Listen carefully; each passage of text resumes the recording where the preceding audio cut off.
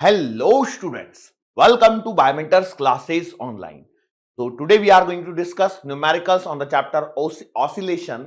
और मैं फिर से आपसे कहना चाहूंगा कि इस लेक्चर को स्टार्ट करने से पहले आप एक बार थियरी लेक्चर को गो थ्रू करिए, उसके बाद इस न्यूमेरिकल वाले लेक्चर को आपको देखना है। सेकेंड थिंग जो मैं यहां पर आपको बताना चाहूंगा वो क्या है, थियरी लेक्चर भी काफी बड़ा लेक्चर है, तो उसको भी जब आप देखें तो थोड़ा पार्ट्स करते हुए देखें, क्योंकि पार्ट्स करते हुए देखेंगे तो आपको उतना उतना टॉपिक यहाँ पे समझ में आने लगेगा और उतने उतने टॉपिक को सीखने के पश्चात फिर आगे कंटिन्यू करें। थोड़ा सा ब्रेक लेते हुए चले बेटा, बिल्कुल भी जल्दबाजी ना करें, ठीक है। सो स्टार्ट कर दूं with the very first question. देखो ये रहा आपके सामने पहला क्वेश्चन है स्क्रीन पर, सवाल पढ़िए और ये पहले ही टॉपिक से रिलेटेड है। एसएचएम के अंदर में जो पहला टॉपिक पढ़ा है हमने उसी से रिलेटेड ये पहला क्वेश्चन है। सवाल क्या है, एक पार्टिकल है एसएचएम कर रहा है, उसकी इक्वेशन दे रखी है आपको x बराबर a sin omega T plus का फाई। t बराबर 0 पर पार्टिकल की जो पोजीशन है वो ये है, x बराबर √3a/2 और ये आपका पॉजिटिव x डायरेक्शन में मूव कर रहा है। तो आपको एक तो ये फेज कांस्टेंट बताना है फाई, वेलोसिटी बतानी है और एक्सेलरेशन बताना है। तो बताओ कैसे करेंगे। तो देखो वेलोसिटी और वो सब बताने से पहले आपको सबसे पहले तो फेज कांस्टेंट बताना पड़ेगा ताकि आप इस इक्वेशन को कंप्लीट कर सको। और इस इक्वेशन को कंप्लीट करने का तरीका क्या है, तो देखो आप जानते हैं ये बराबर ये ऐसा ये पाथ बनता है, यस और नो, बिल्कुल। ये आपकी मीन पोजीशन मान लो, तो इधर जा रहा है कहीं ना कहीं, वो ऐसे लिखा है एट t बराबर 0 the position of the particle is this and it moves along the positive x direction. तो फाइंड करना है फाई। तो हम क्या करते हैं, x बराबर a sign omega T plus का फाई इक्वेशन लिखते हैं। x दिया है तो इसको यहां पर पुट कर देते हैं, पेन चेंज कर लेता हूं, √3/2 a बराबर a sign omega T plus का फाई बराबर t की जगह 0 रख दो, a से a काट दो तो ये बचेगा √3/2 बराबर साइन फाई। ठीक है, क्या बोला है, t बराबर 0 पर है ना ये पोजीशन, तो t की जगह 0 रखो तो ये सब 0 हो जाएगा, साइन फाई। तो यहां से आप यदि देखोगे तो फाई की वैल्यू कितनी आएगी, तो अब देखो यहां पर फाई की जो है आप बेसिक वैल्यू जो निकालोगे वो निकालोगे एक तो 60 डिग्री। क्यों 60 डिग्री क्यों निकालोगे भाई, 60 डिग्री को एक काम करो, इसको π/3 लिख लो, ठीक है, π/3 लिख लो। और एक दूसरी कौन सी निकाल सकते हो भाई, 120 डिग्री भी हो सकती है, यस और नो। तो 120 डिग्री को कैसे लिखोगे, 2π/3, यस और नो। साइन 120 की वैल्यू कितनी होती है, साइन 120 की वैल्यू भी इतनी ही आती है जितनी मैंने यहां पर आपको बताई है, यस और नो। सो ये हमारे पास में हो गया। अब सवाल क्या है समझिए, एक पार्टिकल एसएचएम कर रहा है, t बराबर 0 पर वो पोजीशन ऑफ द पार्टिकल ये दे दी। अब ये कह रहा है it moves along the positive x direction, sine की इक्वेशन है, तो आप इसको हमेशा देखो ऐसे समझिए, देखो ऐसे समझिए कि ये आपका साइन का यदि आपने ग्राफ बनाया होता तो ये ग्राफ बनाया होता कि नहीं बनाया होता, बिल्कुल। अब यहां पर यदि मैं बात करूं, अगले पेज पे ले रहा हूं इसको, जरा देखते हैं। बहुत सारी इंपॉर्टेंट चीजें हैं बेटा यहां पर जो इस सवाल के जरिए आपको सीखने को मिलेंगी। देखो ये अल्टरनेटिंग करंट में भी बेटा ये चीज काम में आएगी, ठीक है।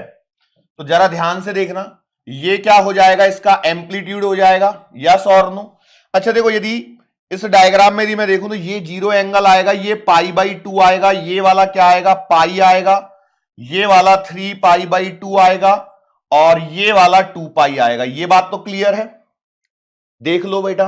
अच्छा अब एक बात बताओ, ये पूरा टाइम पीरियड वाला सिनारियो है, ये आपने पूरा टाइम पीरियड लिख दिया यहां पर। मैं कुछ चीजें बताना चाहता हूं एक्स्ट्रा, देखो आंसर तो मैं 2 मिनट में बता दूंगा, उसमें कोई दिक्कत नहीं, लेकिन कुछ चीजें समझाना चाहता हूं, उनको यहां पर बस आपको समझना है। अब इसमें एक बात समझिए, देखो √3/2 मतलब कहीं यहां पर ये वैल्यू है √3a/2, चूंकि प्लस है मतलब या तो यहां होगी या यहां होगी, मतलब एक तो ये वाला आंसर आएगा, एक ये वाला आंसर आएगा। ग्राफ से थोड़ी सी आसानी रहती है, ऐसा मेरा मानना है, बाकी आपकी मर्जी है। ये और ये, अब इसको यदि मैं एंगल के फॉर्म में डालूं तो ध्यान रखना यहां पर यदि मैं बोल रहा हूं 0 है, मीन पोजीशन वाली इक्वेशन है तो उसी के लिए बात करेंगे, ये 0 है तो बेटा यहां पर एंगल आएगा π/2 बराबर, ये π/2 से फिर वापस घूमेगा किधर की तरफ, पाई की तरफ, पाई से आगे जाएगा, ये आएगा बेटा 3π/2 की तरफ, फिर से ये 3π/2 से आगे चलेगा और यहां पहुंच जाएगा फाइनली 2π। तो इस तरीके से भी आप एग्जाम में एंगल को देख सकते हैं और कैलकुलेट कर सकते हैं। अब सोचो वो सवाल के अंदर कह रहा है कि x बराबर √3a/2 पर है, मतलब पॉजिटिव वैल्यू है, x की पॉजिटिव वैल्यू है, मतलब आपका जो भी आंसर आएगा 0 से लेकर के पाई के बीच में आएगा। समझना, यदि x बराबर पॉजिटिव है तो जो फेज कांस्टेंट फाई आएगा वो हमेशा 0 और पाई के बीच में रहेगा, 0 और पाई के बीच में रहेगा। ये बात क्लियर हो गई। दूसरी इंपॉर्टेंट बात जो यहां पर मैं बता रहा हूं वो क्या है कि अब वो किस डायरेक्शन में मूव कर रहा है ये आपको समझना है। तो भैया देखो ये ओरिजिन हो गया, तो इस साइड में +x आएगा, इस साइड में -x आएगा। +x मतलब इस डायरेक्शन में मूव कर रहा है तो 0 से पाई के बीच का एंगल आएगा, और -x की तरफ मूव कर रहा है, नेगेटिव x एक्सिस की तरफ मूव कर रहा है तो आपका π/2 और पाई के बीच का एंगल आएगा। तो मैं लिख देता हूं यहां पर टुवर्ड्स, इसको अलग कलर से लिखता हूं, ये काम की चीज है बेटा, टुवर्ड्स पॉजिटिव x एक्सिस लिख दिया तो आंसर क्या आएगा, 0 से लेकर के और π/2 के बीच वाला। और यदि टुवर्ड्स नेगेटिव x एक्सिस लिखा है तो आंसर बेटा π/2 से बड़ा आएगा और पाई के बीच में आएगा। अब देखो मैं यहां पे वो इक्वालिटी का उसमें बहुत ज्यादा दिमाग नहीं लगाना है, बट जो चीजें मैं बता रहा हूं उस पर फोकस करना है। ऐसे ही सिमिलरली यहां से भी आप देख सकते हो, यहां से तब देखोगे तो √3/2 है, मतलब ये वाला एंगल आएगा π/3 और ये वाला एंगल आएगा 2π/3। ठीक है, 2π/3 पाई से छोटा होता है। क्लियर। अब आपको यहां पर देखना होता है कि किधर जा रहा है, तो देखो यहां पर 0 से स्टार्ट होता है, फिर ये मैक्सिमम वैल्यू की तरफ जा रहा है, मतलब ये एम्पलीट्यूड की तरफ जा रहा है, ये 0 है, फिर से यहां पर 0 है, फिर से यहां पर देखेंगे तो ये वाली जो वैल्यू है ये आपके पास में -a है और फिर यहां पर 0 है। क्लियर, ये पॉइंट क्लियर हो गया। तो अब आप आगे सोच के मुझे बताओ, यहां पर यदि x बराबर नेगेटिव दे दिया, x बराबर नेगेटिव यदि दे दिया तो बताओ फाई कहां से कहां लाई करेगा, तो आपका आंसर आएगा बेटा फाई जो है पाई से तो बड़ा या इक्वल और 2π के बीच का आंसर आएगा। यह बात क्लियर हो गई। यदि x की वैल्यू जो यहां पर +3a/2 लिखी है उसकी जगह माइनस आ जाए तो आपका आंसर पाई और 2π के बीच में लाई करेगा। लेकिन इसमें भी दो सवाल आ रहे हैं फिर से कि वो कौन सी डायरेक्शन में मूव कर रहा है, मतलब ऐसा भी तो हो सकता है कि वो टुवर्ड्स पॉजिटिव x की तरफ मूव करे या फिर वो टुवर्ड्स नेगेटिव x की तरफ मूव करे, मतलब पार्टिकल यहां से यहां जाए या यहां से यहां आए। तो अब आपको आंसर मिल चुका है। क्या आंसर मिल चुका है बेटा, पहले वाले केस में आंसर कितना आएगा, टुवर्ड्स पॉजिटिव x एक्सिस वाला, तो देखो ये वाली इधर में +x एक्सिस है तो 3π/2 से 3π/2 से लेकर के और 2π के बीच का आंसर आएगा। लेकिन यदि ये towards negative x axis move कर रहा है तो आपका आंसर पाई से बड़ा होगा और 3π/2 से छोटा होगा। आप जब भी सॉल्व करें तो इस x के साइन को कंसीडर ही ना करें, इस फॉर्मेट को ध्यान रखें। अब आप चाहें तो इसका स्क्रीनशॉट ले लीजिए, मैं साइड हो जाता हूं, किधर हो जाऊं, इधर हो जाता हूं, चलो इधर मैं साइड हो गया। अब आप इसका आंसर ले लीजिए और आपको समझ में आ गया होगा कि अब करना क्या है। इससे आपका सारा आंसर यहां पर निकल जाएगा मोस्ट प्रोबेबली। ये जो मैंने खेल बताया है ये साइन ग्राफ के लिए बताया है, ठीक है। थोड़ा सा प्रयास करेंगे आप अपने मन से और कॉस के लिए भी ऐसा ही निकालने की कोशिश करेंगे, ठीक है। ये बात क्लियर हो गई। अब क्या करें, अब उसने क्या पूछा है सवाल के अंदर में, तो देखो हमारे पास में आंसर कितना आएगा, ये वाला मेरा आंसर सही हो जाएगा π/3 वाला। तो हमारे पास में जो एक्चुअल इक्वेशन है वो आएगी x बराबर a sin ω t प्लस का π/3। ये मेरे पास में इक्वेशन आ चुकी है। यस और no. Now what to do, velocity निकालनी है तो आप करेंगे dx बाई dt बराबर a, साइन का डिफरेंशिएशन आएगा बेटा cos ओमेगा टी प्लस का पाई बाई 3 और इनटू बेटा ओमेगा। बताओ, वैल्यू पुट कर दो, वेलोसिटी बराबर ओमेगा ए कॉस ओमेगा टी प्लस का पाई बाई 3। कहां चाहिए वेलोसिटी? वेलोसिटी कौन से पॉइंट पर चाहिए आपको? टी बराबर पाई बाई ओमेगा पर चाहिए। तो भैया पाई बाई ओमेगा रख दो यहां पर, कॉस, देखो ये यहां पे ब्रैकेट गलत जगह लग गया, ओमेगा टी। तो देखो ओमेगा टी की जगह पाई बाई ओमेगा प्लस का पाई बाई 3। सॉल्व करेंगे, v बराबर आएगा omega A cos pi plus का पाई बाई 3। ठीक है, क्लियर? अब बताओ मुझे क्या होगा, कॉस पाई प्लस थीटा, तो ट्रिग्नोमेट्री आपको आनी चाहिए। कॉस पाई प्लस थीटा, तो देखो दो चीजें हो रही हैं, एक तो थर्ड क्वाड्रेंट में जा रहा है, थर्ड क्वाड्रेंट में कॉस आएगा नेगेटिव। दूसरी बात, पाई के साथ में कॉस है, पाई के साथ में है तो चेंज नहीं होगा, मतलब आप लिख रहे होंगे यहां पर क्या, v बराबर आएगा minus omega A cos pi by 3। Cos pi by 3 मतलब कॉस 60, आंसर आता है 1/2। तो v बराबर आएगा minus omega A by 2। That's it, खत्म सवाल। अगला जो पॉइंट है वो है बेटा आपका एक्सेलरेशन निकालने वाला। तो देखो पहले तो वेलोसिटी की फाइनल इक्वेशन देखो कहां है, ये वाली है। तो यहां से एक्सेलरेशन आएगा dv बाई dt बराबर omega A as it is, cos का differentiation minus sine omega T plus का पाई बाई 3, और इस ब्रैकेट का भी करेंगे तो इनटू ओमेगा आएगा, तो मैं ओमेगा स्क्वायर लिख रहा हूं। आगे ध्यान से देखो, a बराबर माइनस का ओमेगा स्क्वायर ए साइन और ओमेगा टी प्लस का पाई बाई 3 बन रहा है। टी की जगह पाई बाई 3 रख दो, सॉरी टी की जगह पाई बाई ओमेगा रख दो यहां पर। तो a बराबर आएगा माइनस ओमेगा स्क्वायर ए साइन, देखो अब मैंने इस इक्वेशन में चेक करके देख लिया है कि यहां पर ओमेगा से ओमेगा कटता है, तो मैं सीधा इसको sine pi plus pi by 3 रख दूं क्या? कोई दिक्कत? बिल्कुल भी दिक्कत नहीं है। अब जब दिक्कत नहीं है तो यहां पर देखो a बराबर sine pi plus pi by 3 क्या हो जाएगा, third quadrant, pi plus theta third quadrant, third quadrant में साइन नेगेटिव और ये नेगेटिव पॉजिटिव हो गया। तो a बराबर आएगा omega square A sign pi by 3, pi by sine pi by 3 की जगह √3/2 लिख दो।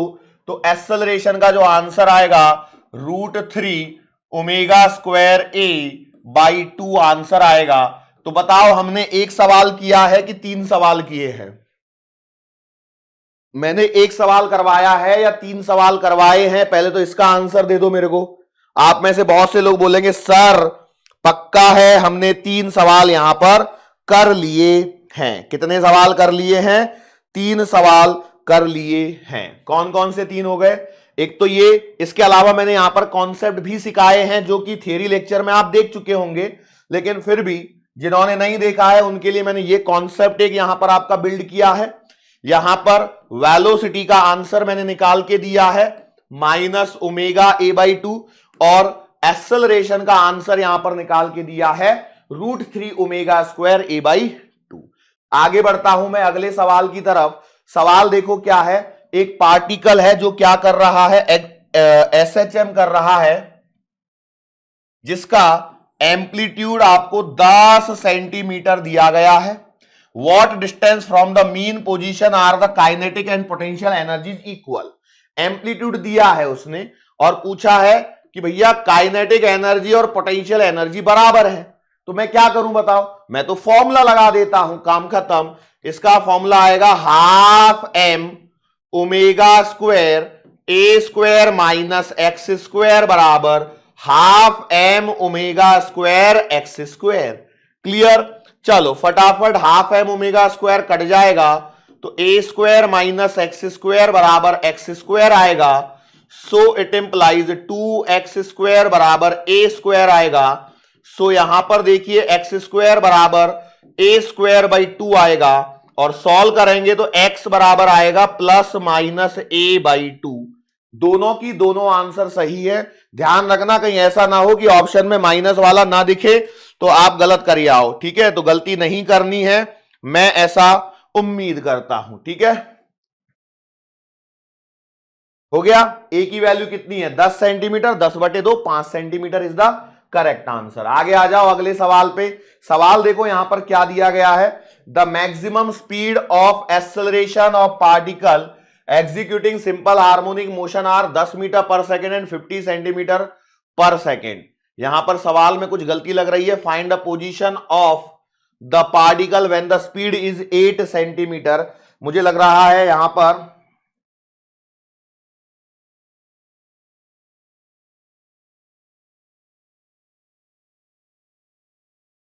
The maximum speed of acceleration, okay, यहां पर एंड आएगा, ऑफ की जगह क्या आएगा, एंड आएगा, ठीक है। करेक्शन कर लेना, कोई बात नहीं है। तो V मैक्सिमम आपको दिया गया है कितना 10 और A मैक्सिमम आपको दिया गया है 50 है, मतलब 0.5। सर यहां तो सेंटीमीटर पर सेकेंड लिखा है। कई बार ऐसा करते हैं कि एक्सेलरेशन के साथ में ये वर्ड यूज कर देते हैं सेंटीमीटर पर सेकेंड। एक्चुअली तो ये स्क्वायर ही होना चाहिए लेकिन कर देते हैं, कोई दिक्कत वाली बात यहां पर नहीं है, ठीक है।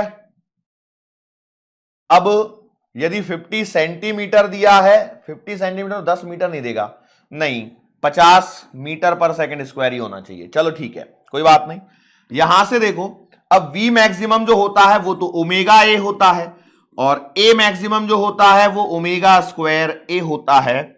ये हमें पता होना चाहिए। आपसे पोजीशन पूछी है पार्टिकल की जब स्पीड 8 सेंटीमीटर पर सेकेंड, नहीं ये भी मीटर ही होना चाहिए, यस और नो, क्योंकि ऐसा नहीं हो सकता ना, दो अलग अलग चीजों को कैसे जस्टिफाई करेंगे हम लोग।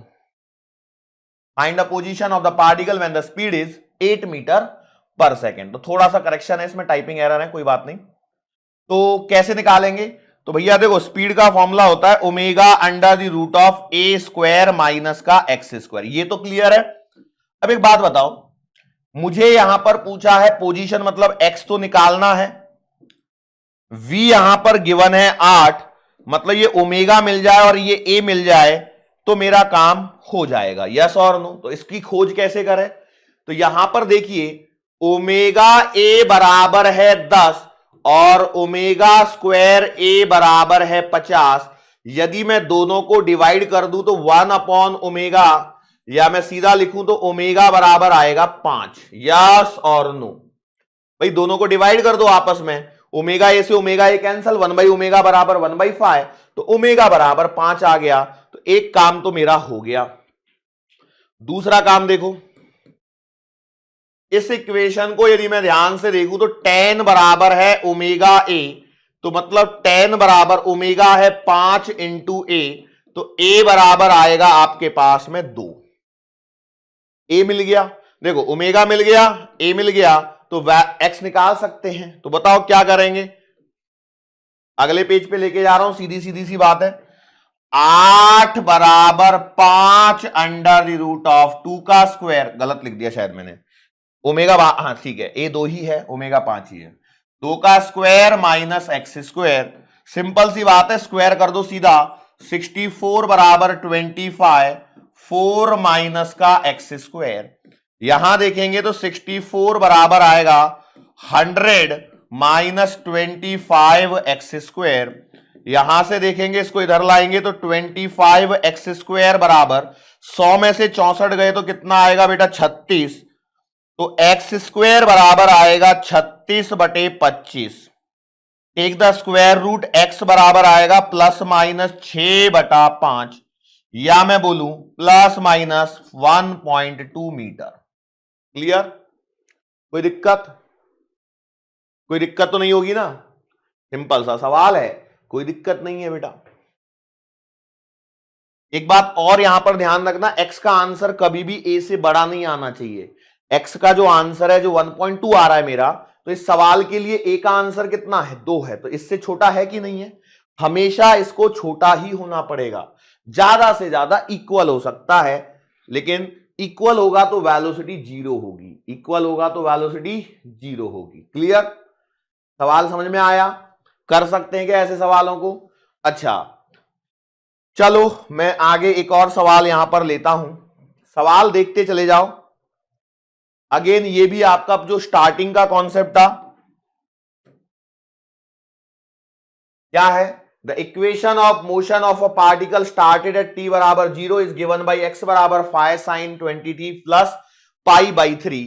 तो मैं ये कहता हूं कि आपको इक्वेशन दे रखी है x बराबर 5 साइन 20t प्लस का पाई बाई 3। ठीक है, ये इक्वेशन दे रखी है।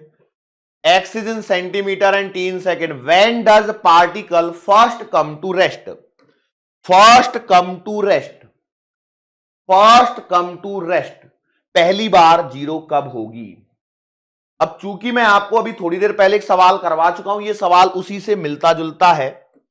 तो अब आप देखो साइन की इक्वेशन दे रखी है, मतलब ये और ये वाले सिस्टम में चलना है, लेकिन पार्टिकल जो है वो चल कहां से रहा है? कहीं बीच में से चल रहा है पाई बाई 3 एंगल से, मतलब यहां से स्टार्ट कर देना है, कोई दिक्कत नहीं है। तो भैया पार्टिकल पहली बार रेस्ट पे आएगा, मतलब वेलोसिटी को क्या करना है? जीरो। तो भैया सबसे पहले तो वेलोसिटी निकालेंगे। भाई देखो सवाल जो कह रहा है वो करना पड़ेगा, वो कह रहा है ना फर्स्ट कम टू रेस्ट, तो भैया वेलोसिटी जीरो कर लो, यस और नो।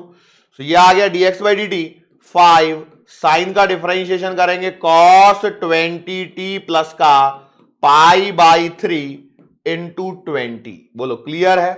तो यहां से ये आएगा कितना बेटा? 20 पच्चीस 100 cos 20t प्लस का पाई बाई 3। अच्छा ये 100 सेंटीमीटर में है, ध्यान रखना, सेंटीमीटर में, तो 100 सेंटीमीटर मतलब 1 हो जाएगा। तो मेरे पास में वेलोसिटी की इक्वेशन आएगी cos 20t प्लस का पाई बाई 3। अब मेरा डेटा स्टैंडर्ड हो गया। वेलोसिटी को जीरो करना है तो जीरो बराबर आएगा cos 20t प्लस का पाई बाई 3। cos जीरो कब होता है? cos जीरो कब होता है?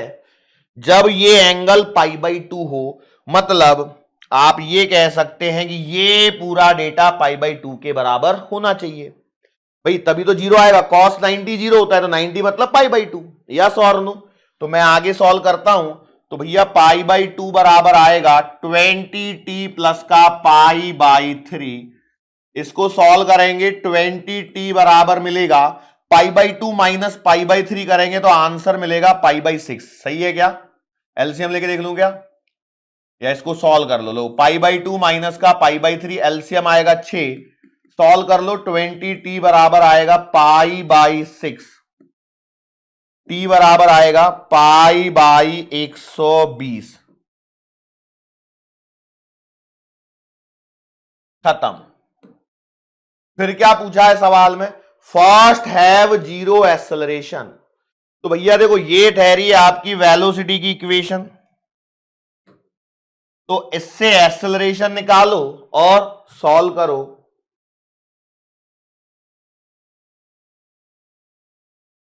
एक्सेलरेशन बराबर आएगा dv बाई dt। बोलो सही है क्या? एक्सेलरेशन क्या आएगा? dv by dt। एक्सेलरेशन क्या आएगा? dv by dt। तो dv बाई dt करना है किसका? इस वाली इक्वेशन का। तो cos का करेंगे तो आएगा कितना? Minus sine 20t plus pi by 3 into 20।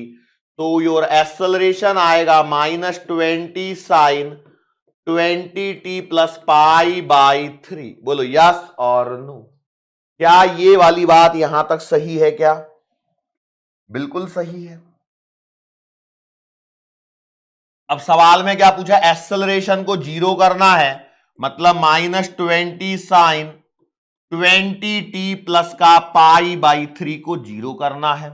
अब देखो मतलब आपको क्या करना है? Sign 20t plus pi by 3 बराबर जीरो। अब बताओ साइन में जीरो कहां कहां आता है? या तो जीरो पे या फिर पाई पे। Sine zero zero, sine pi zero. तो सोचो मैंने पहला सोचा जीरो, तो 20t प्लस पाई बाई 3 बराबर 0। तो भैया ये तो नेगेटिव आंसर आ गया, t बराबर माइनस का पाई बाई 120। ये तो पॉसिबल नहीं है, ये तो पॉसिबल नहीं है। चलो अगला ढूंढते हैं। अगला जब मैं ढूंढूंगा तो मुझे मिलेगा 20t प्लस का पाई बाई 3 बराबर पाई। क्लियर? काटा पीटी करो तो कितना आएगा? 20t बराबर पाई माइनस पाई बाई 3। कितना बचेगा बेटा जी? 2 पाई बाई 3। और जब मैं इसको सॉल्व करूंगा तो t बराबर कितना आएगा? 2 से ये 2 काट लो, 10 आ जाएगा। तो यह आएगा pi by 30 second. Clear? Yes और नो? तो ये हमारे पास में यहां पर आंसर आ रहा है इस क्वेश्चन का। ठीक है, चलो आगे बढ़ता हूं। धीरे धीरे सवाल करवाते जा रहा हूं। Consider a simple harmonic motion of the time period T. एक पार्टिकल है जो एसएचएम कर रहा है। Calculate the time taken for the displacement to change value from half the amplitude to the amplitude. याद करो। अब देखो इस सवाल को मैं करवाऊंगा नहीं। क्यों नहीं करवाऊंगा बताओ?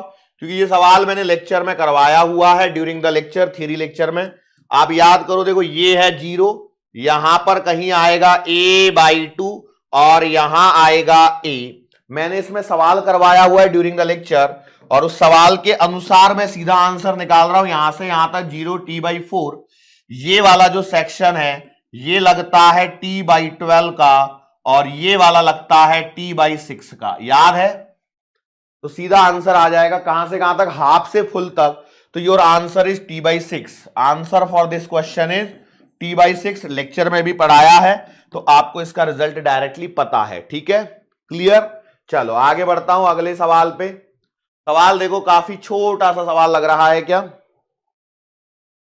आप देखिए, ऐसा लगता होगा कि अमर सर 10-15 ही सवाल करवा रहे हैं, लेकिन हर एक सवाल के अंदर भर भर के सवाल होते हैं।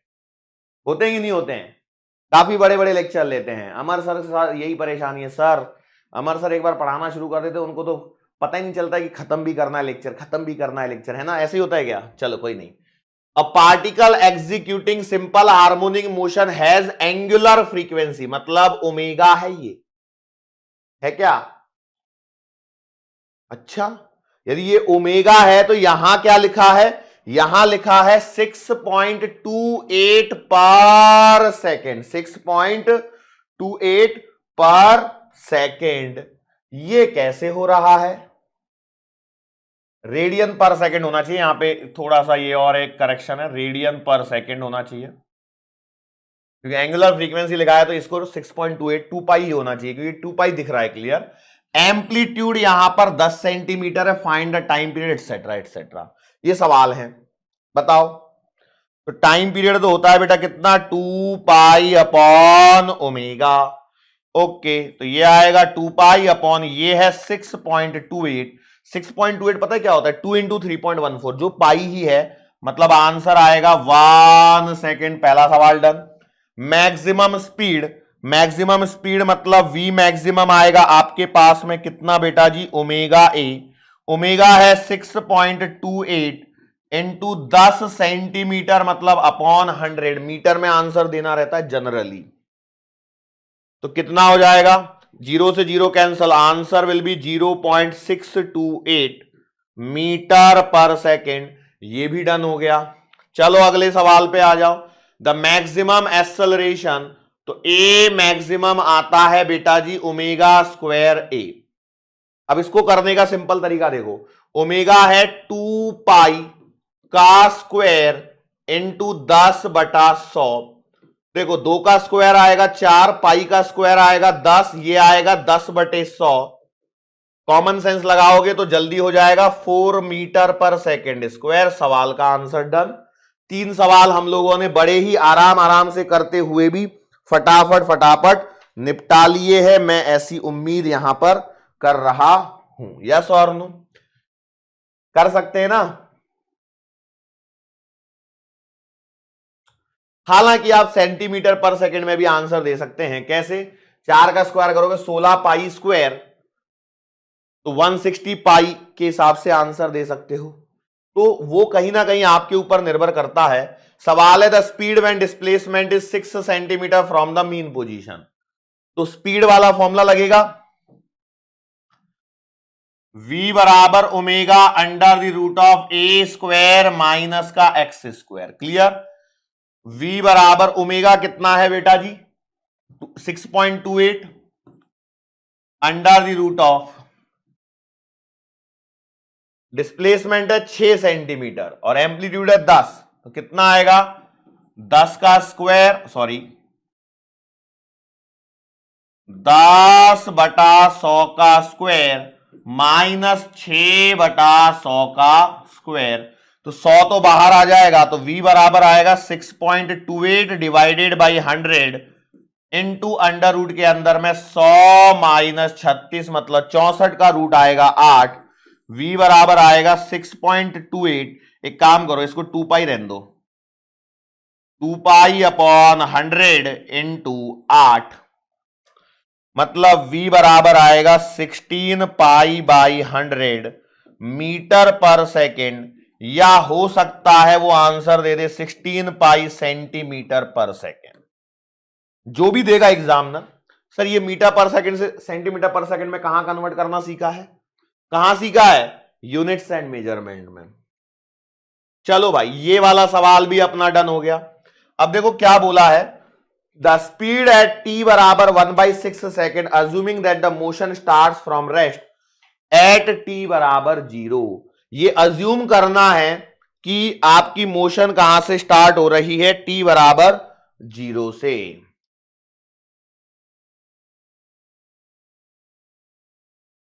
बस यहां पर अब ध्यान क्या रखें, वो कह रहा है कि मोशन जो है वो कहां से हो रही है start? Starts from rest at T बराबर 0। यस और नो?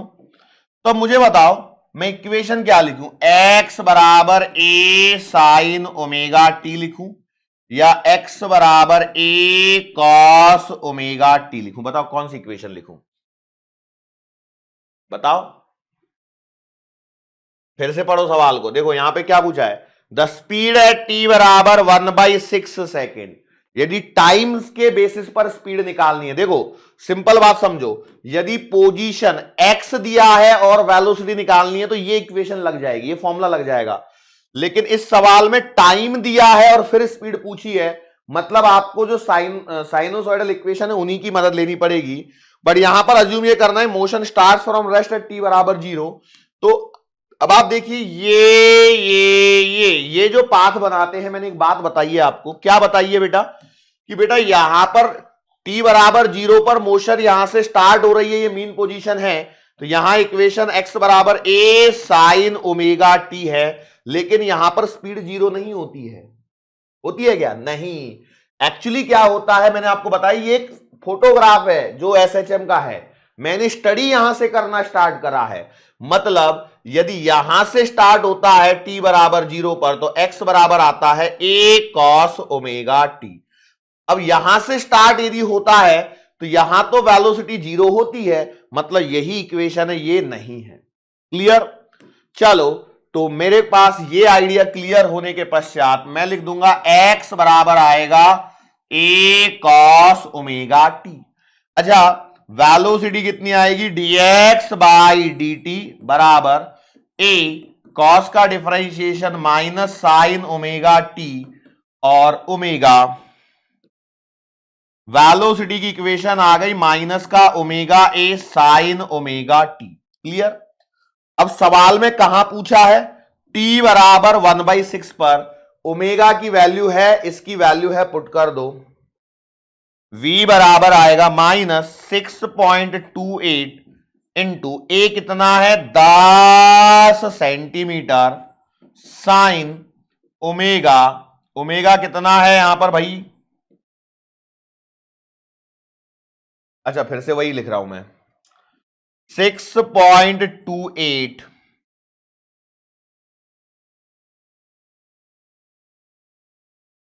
2 pi into 1/6। यही सवालों की खासियत होनी है, यदि आप 6.28 लिखोगे, 6 को काटने चले जाओगे तो आंसर ही नहीं निकाल पाओगे।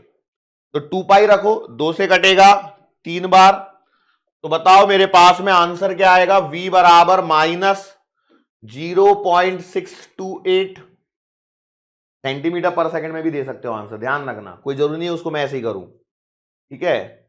सीधा सीधा आ जाएगा 10 दूना 20 पाई, 20 पाई, और यहां से जो भी आंसर मिलेगा। क्या करूं बताओ, जल्दी बताओ क्या करूं, सेंटीमीटर पर सेकंड में रहने दूं कि ऐसे रहने दूं कि मीटर पर सेकंड में निकालूं?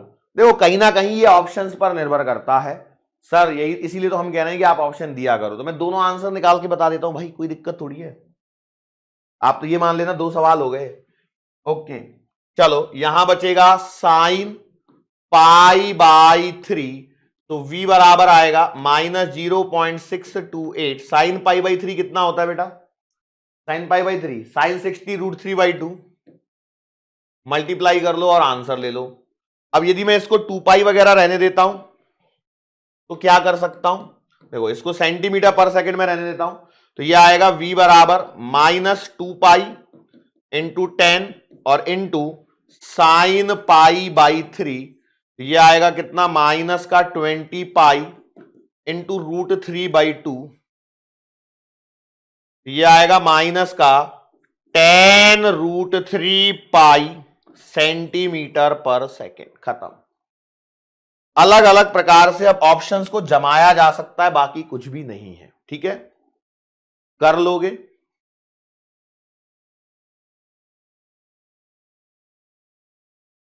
बोलो यस, दैट्स इट, ये सवाल एक कंप्लीट हो गया। यहां पे आगे आ जाओ। A point particle of mass 0.1 kg is executing SHM of an amplitude 0.1 metre. Amplitude दिया है, मास दिया है। When the particle passes through mean position, mean position से जा रहा है तो इसकी काइनेटिक एनर्जी इतनी दे रखी है, तो obtain the equation of motion of this particle if the initial phase of oscillation is 45 degree. सवाल को समझ में आया कुछ? तो सवाल ये कह रहा है कि आपको इक्वेशन बतानी है, इक्वेशन ऑफ मोशन मतलब x बराबर a sign omega T plus का फाई है। ए तो दिया ही है उन्होंने 0.1।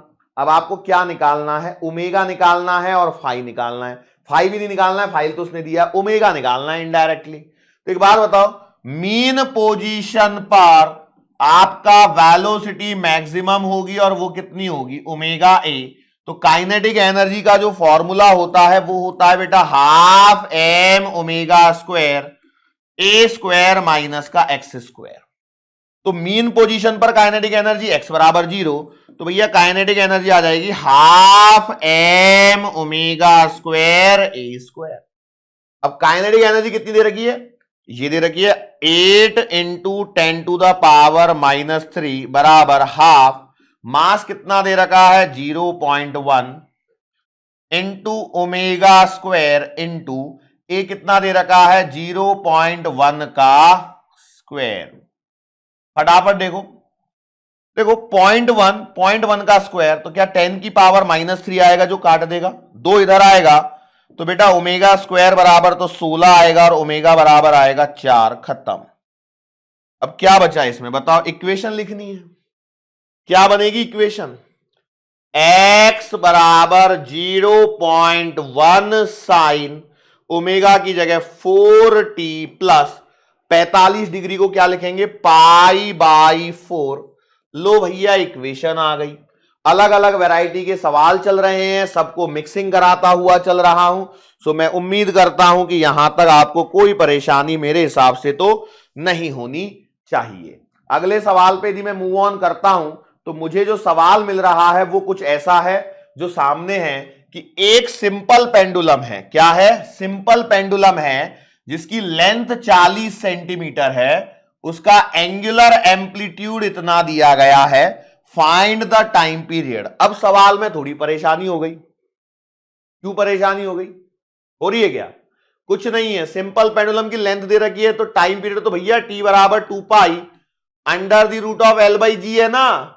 तो 2 पाई लेंथ कितनी है 40 सेंटीमीटर मतलब अपॉन 100, और जी को भी 10 मान लो, 0 से 0 कैंसल, तो यहां से टाइम पीरियड आएगा 2 पाई इंटू 2/10, तो ये आएगा 0.4 पाई, खत्म, 0.4 पाई सेकेंड।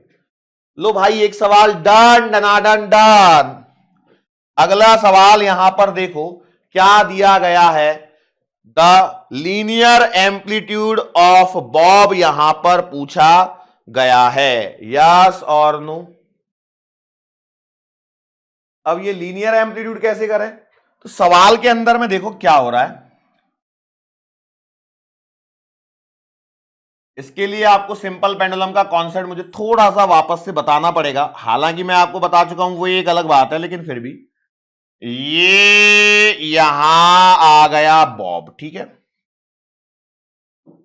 यहां एक एंगल बनेगा जिसे हम थीटा कह सकते हैं, और ये ऐसे चलेगा। अब सवाल के अनुसार एक पेंडुलम जिसकी लंबाई दे रखी है और उसका एंगुलर एम्पलीट्यूड दे रखा है, एंगुलर एम्पलीट्यूड दे रखा है और लीनियर एम्पलीट्यूड पूछा गया है। एंगुलर एम्पलीट्यूड से क्या मतलब है, what do you mean by angular amplitude? Angular amplitude मतलब ये एंगल ही दे रखा है, यदि ये मैक्सिमम होता तो ये कहीं ना कहीं आर्क फॉर्म में बन रहा है, यस और नो। तो इसको यदि मैं एस मानूं, इसको यदि मैं आर मानूं और इसको थीटा मानूं, तो एस बराबर आर थीटा, यस और नो। सर्कुलर मोशन जैसा सवाल हो गया, ये आपका लीनियर एम्पलीट्यूड हो जाएगा, यस और नो। तो भैया बोलो कितना आएगा, एस मतलब एस, आर मतलब क्या होएगा, length of pendulum L, L कितना दे रखा है 40 सेंटीमीटर, तो 40 रहने दो, सेंटीमीटर में आंसर आ जाएगा। और थीटा कितना दे रखा है 0.04, 0.04।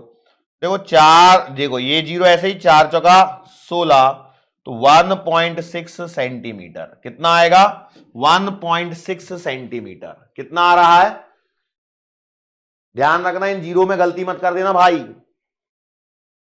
जीरो में गलती मत कर देना। नहीं आया है तो पॉइंट हटा के देखो, इसको ऐसे कर लो 40 गुणा 4/100, ठीक है, 4 चौका 16, 160/100 मतलब 1.6, ये सेंटीमीटर में है।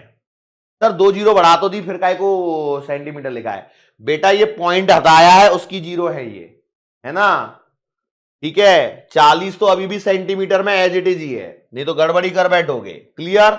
ये आया सवाल, थोड़ा सा अलग था लीक से हटके, बट कहीं ना कहीं सर्कुलर मोशन के कॉन्सेप्ट आते हैं तो आप आराम से कर सकते थे इस सवाल को। चलो आगे बढ़ जाओ।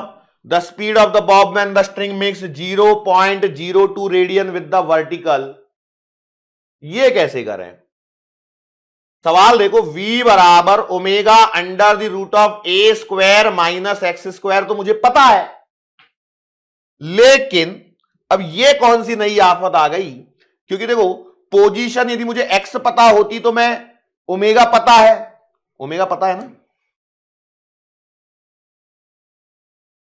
अच्छा टाइम पीरियड पता है तो यहां से मैं ओमेगा भी निकाल सकता हूं।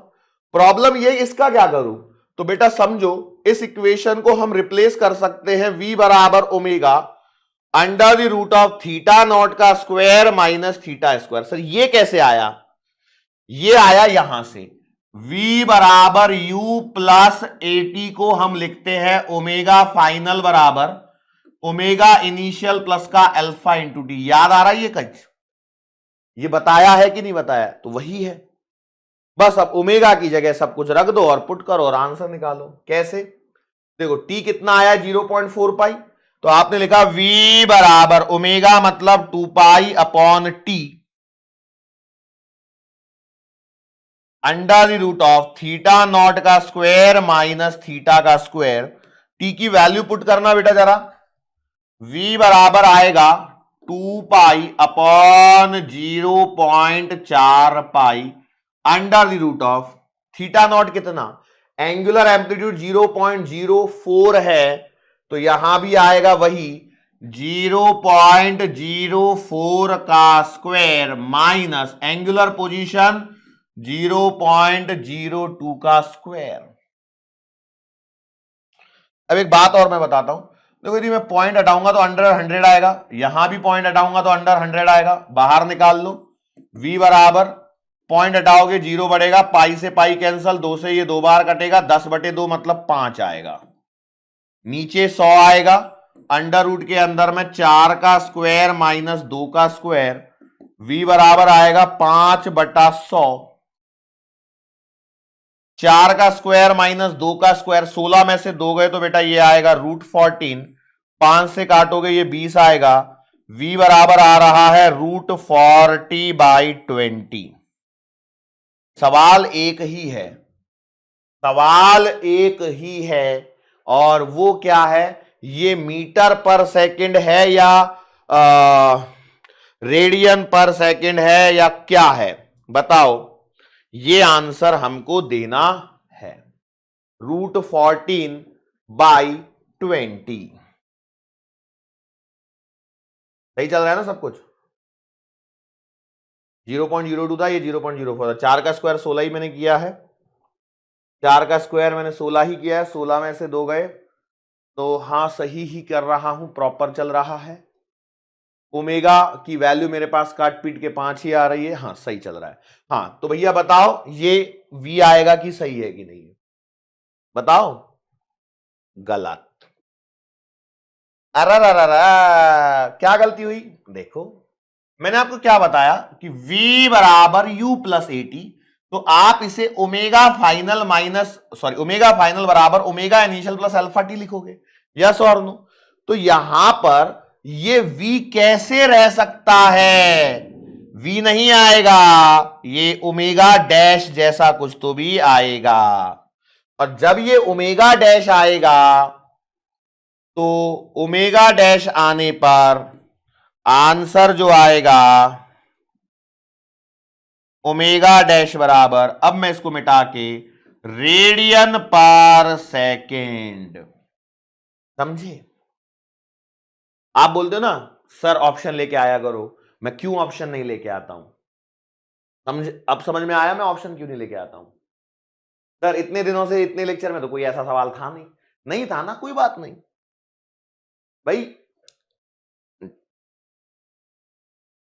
इसलिए मैं न्यूमेरिकल करवाना पसंद करता हूं rather than MCQ.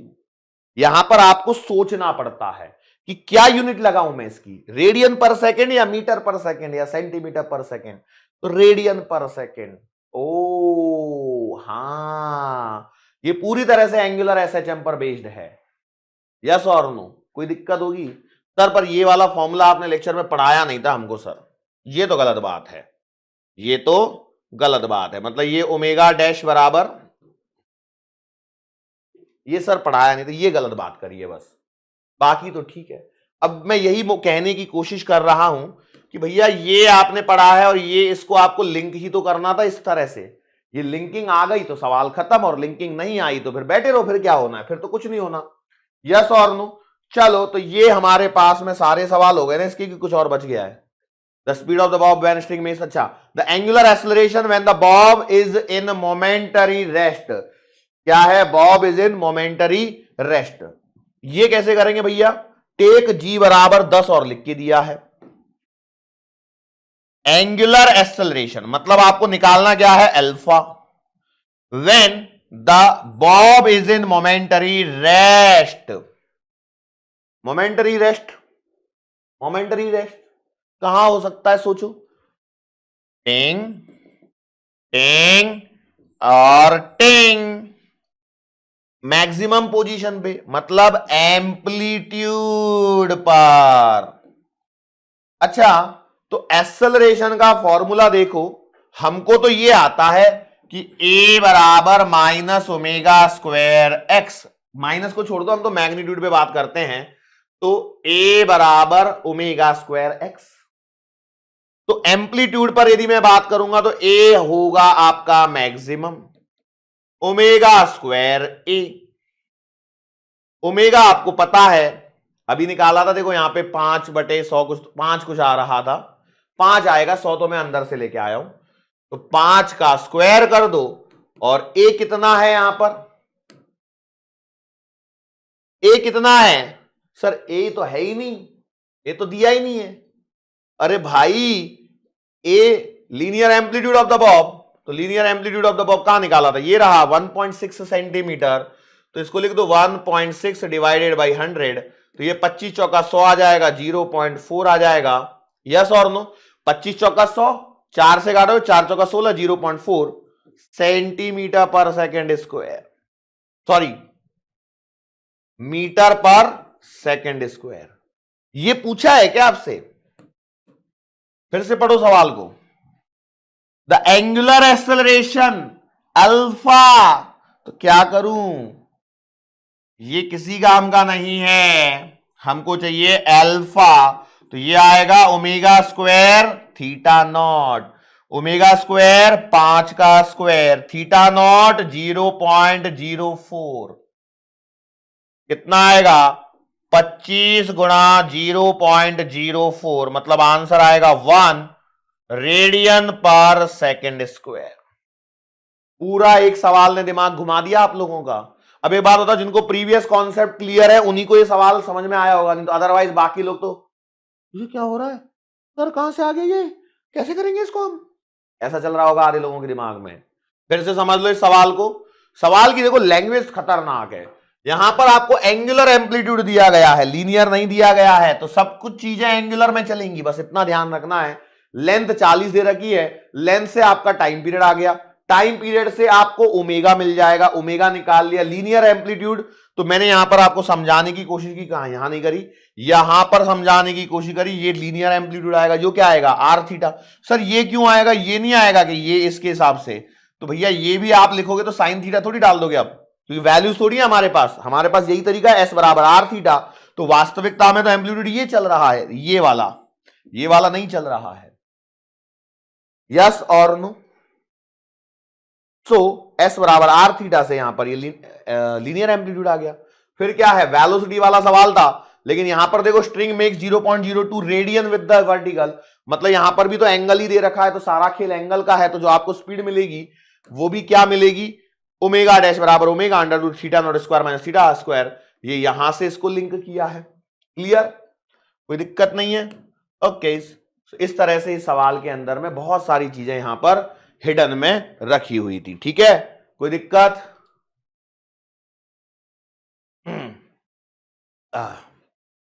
A simple pendulum is taken at a place where its separation from the earth surface is equal to the radius of the earth. याद करो ये कौन सा सवाल आ रहा है?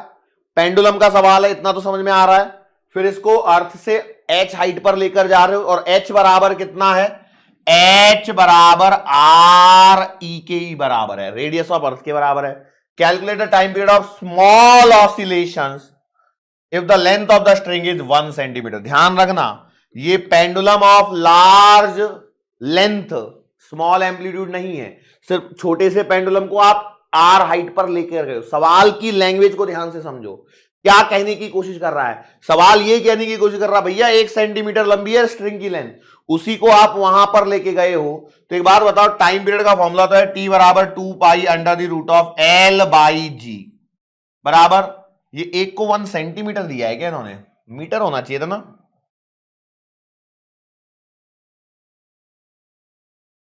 चलो देख लो, टी बराबर 2 पाई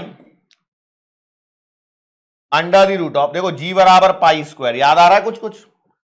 एल की जगह आएगा 1/100 और इसको ले लो पाई स्क्वायर से पाई कट जाएगा, तो टी बराबर आएगा 2/10, मतलब 0.2 सेकेंड। ठीक है, ये तो तब होता जब आप अर्थ की सरफेस पर होते, लेकिन आपका जी कहां आएगा? एट हाइट एच, तो वो कैसे निकालोगे? तो बेटा जी एच बराबर आएगा G R square upon R plus H का होल स्क्वायर। ये कहां से आया फॉर्मूला? कहां से आया बंधु ये फॉर्मूला? ग्रेविटेशन चैप्टर से। तो जी एट हाइट एच बराबर G R square upon R plus R का होल स्क्वायर। आर और आर 2r का स्क्वायर, आर स्क्वायर कैंसिल हो जाएगा, तो जी एच बराबर आएगा जी बाई 4। कितना आएगा? जी बाई 4। और जब आप जी बाई 4 लिखोगे तो इसका मतलब टी डैश बराबर 2 pi under the root of L by g h. तो टी डैश बराबर 2 pi under the root of, length कितनी है 1/100 इंटू जी एच की जगह आएगा G/4, तो G/4। क्लियर? ओके। अब कितना हो जाएगा जरा देख के बताना। देखो पाई से तो जी कटेगा, ये तो आपको मालूम है, यहां पर भी मैंने काटा ही है। 4 का 2 आएगा, 100 का 10 आएगा, तो टी डैश बराबर आएगा 2 गुणा 2/10। तो टी डैश बराबर आएगा 0.4 सेकेंड। कितनी बड़ी गलती हो जाती। तो देखो आप अर्थ की सरफेस से ऊपर गए हो, मतलब टाइम पीरियड क्या हो रहा है, इंक्रीज। अर्थ की सरफेस से ऊपर जा रहे हो तो टाइम पीरियड इंक्रीज, नीचे जाओगे तब भी इंक्रीज होगा। मैंने आपको होमवर्क में कुछ सवाल दिए होंगे थ्योरी लेक्चर में, दिए कि नहीं दिए, करके देखे कि नहीं देखे करके। 1600 किलोमीटर या 3200 किलोमीटर की हाइट या डेप्थ दी होगी, दोनों ही दिए मतलब, बट आपने करके देखे क्या? बिल्कुल वैसा ही सवाल है, बस यहां पर लैंग्वेज का फर्क है। मैंने ओरली समझाया है आपको। देखो एक बात समझिए, बार बार ये नहीं कह सकते। देखो आपको एक समझदार व्यक्ति बनना पड़ेगा, कॉन्सेप्ट्स को अच्छे से समझना पड़ेगा, अच्छे से कॉन्सेप्ट्स को ग्रास्प करना पड़ेगा, अदरवाइज कहीं ना कहीं यहां पर प्रॉब्लम हो सकती है। ठीक है,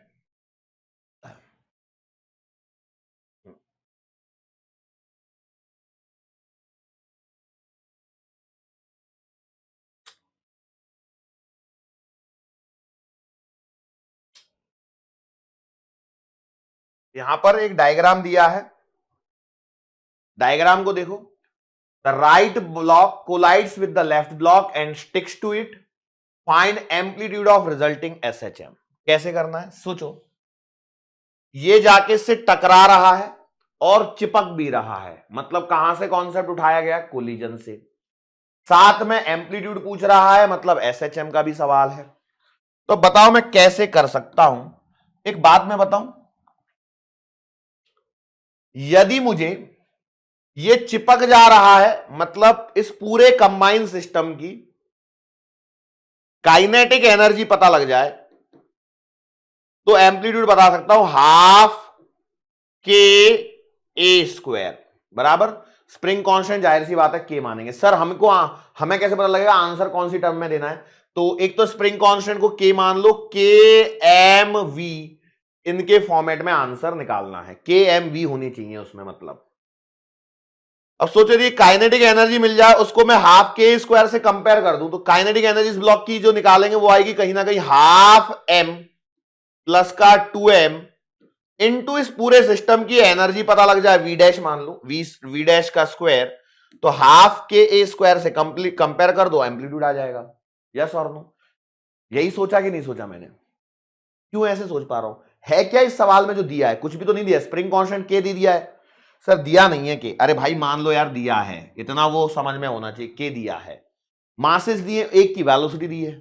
तो अब ये जाके चिपक रहा है, मतलब मोमेंटम कंजर्वेशन। तो भैया देखो 2M वाला चला V से, बराबर M प्लस 2M दोनों चिपक गए V डैश। तो V डैश बराबर जो आएगा वो आएगा कितना, 2mv/3m, मतलब आएगा 2v/3। ये आ गई सिस्टम की काइनेटिक एनर्जी, सॉरी स्पीड। अब इस स्पीड से चल रहा है तो काइनेटिक एनर्जी ऑफ सिस्टम बराबर, इसको हम 12KA² से लिख सकते हैं, लेकिन यहां आएगा हाफ, पूरा सिस्टम चल रहा है मतलब 3m, कितनी स्पीड से, तो 2v/3 की स्पीड से, स्क्वायर बराबर आएगा 12KA²। Solve it and get it answer. Half से तो हाफ चला जाएगा। यहां देखो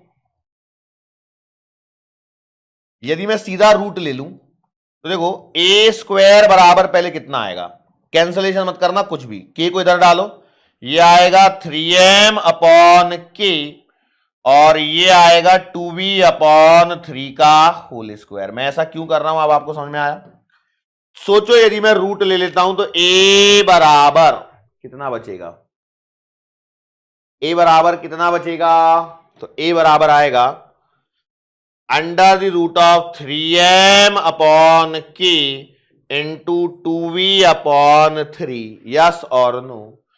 अब देखो यहां पे थोड़ा सा एडजस्टमेंट और कर लो। क्या कर सकते हैं एडजस्टमेंट? ए बराबर 3m/k 2v/3। 3 को यदि मैं अंदर लेके आता हूं तो ये बनेगा √3m/9k, बाहर 2v रह जाएगा। 3 से इसको काट लो तो ये बनेगा 3, 2 को भी अंदर ले लो तो 4 आ जाएगा। तो a बराबर आएगा √4m/3k इंटू v। खत्म। मैं बोला ना आपको आंसर एम वी के फॉर्म में आएगा, एम वी और के फॉर्म में। ये हमारा आंसर आ गया। थोड़ा सा लीक से हट गया सवाल है, आ सकता है ऐसे ही। देखो, the block of mass m1 shown in figure is fastened to the spring and the block of mass m2 is placed against it. देखो, एक आपके पास में ब्लॉक है, उसको स्प्रिंग से बांधा गया है और m2 को उसके अगेंस्ट रखा गया है। Find the compression of the spring in equilibrium position. Diagram नहीं है? ओके, अच्छा मैं समझ गया ये कौन सा सवाल था। ये सवाल मैं बता दूं आपको कैसा सवाल था। ये भाई जाहिर सी बात है, जब मैंने लिया तो मुझे मालूम है ना सवाल क्या होगा। ये और ये यहां है एंगल थीटा, यहां पर क्या किया गया है, यहां एक स्प्रिंग लगाई गई है, इससे एक m1 मास कनेक्टेड है और इसके सहारे से टिका के यहां पर m2 मास रखा गया है। ये है ओवरऑल कहानी जो यहां पर कही जा रही है। सवाल में क्या पूछा गया है? Find the compression of the spring in the equilibrium position. तो बताओ क्या करें? इस पूरे को एक क्या मान लो, सिस्टम मान लो m1 प्लस m2 का। तो ये पूरा फोर्स कितना आएगा? m1 प्लस का m2 इंटू जी लग रहा होगा। ये एक कंपोनेंट, ये एक कंपोनेंट, बराबर ये वाला एंगल थीटा, तो ये आएगा m1 प्लस का m2 इंटू जी साइन थीटा। बोलो सही है? जितना ये कंप्रेस करेगा उतना किसके बराबर आएगा? Restoring force. तो भैया ये आएगा m1 प्लस का m2। अब ये सवाल एनएलएम में भी हो सकता है, बराबर के एक्स, यस और नो। स्प्रिंग को x कंप्रेस करेगा तो भैया x बराबर आ जाएगा m1 प्लस का m2 जी साइन थीटा अपॉन के। ठीक है, खत्म। ये एनएलएम में भी यही सवाल करवाया जा सकता है, यस और नो, श्योर है। अब जाहिर सी बात है, अब सर ये तो ऐसे छोड़ देंगे तो ये जाएगा फिर ऊपर नीचे एसएचएम करेगा, उस लेवल का सवाल आपको नहीं देंगे।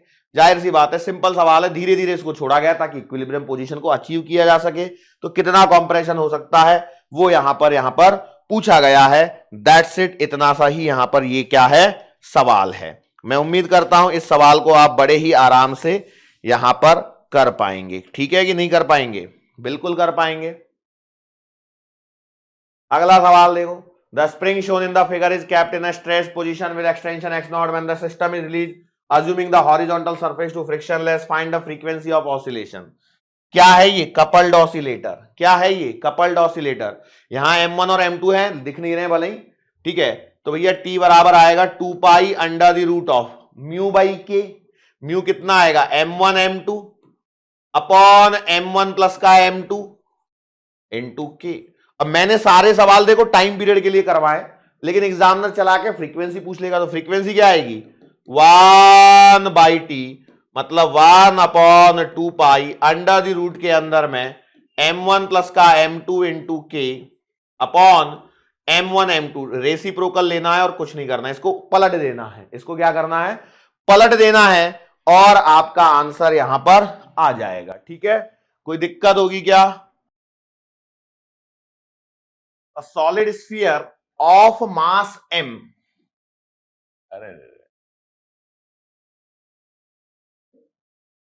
is attached to a light spring of force constant k so that it can roll without slipping along a horizontal surface.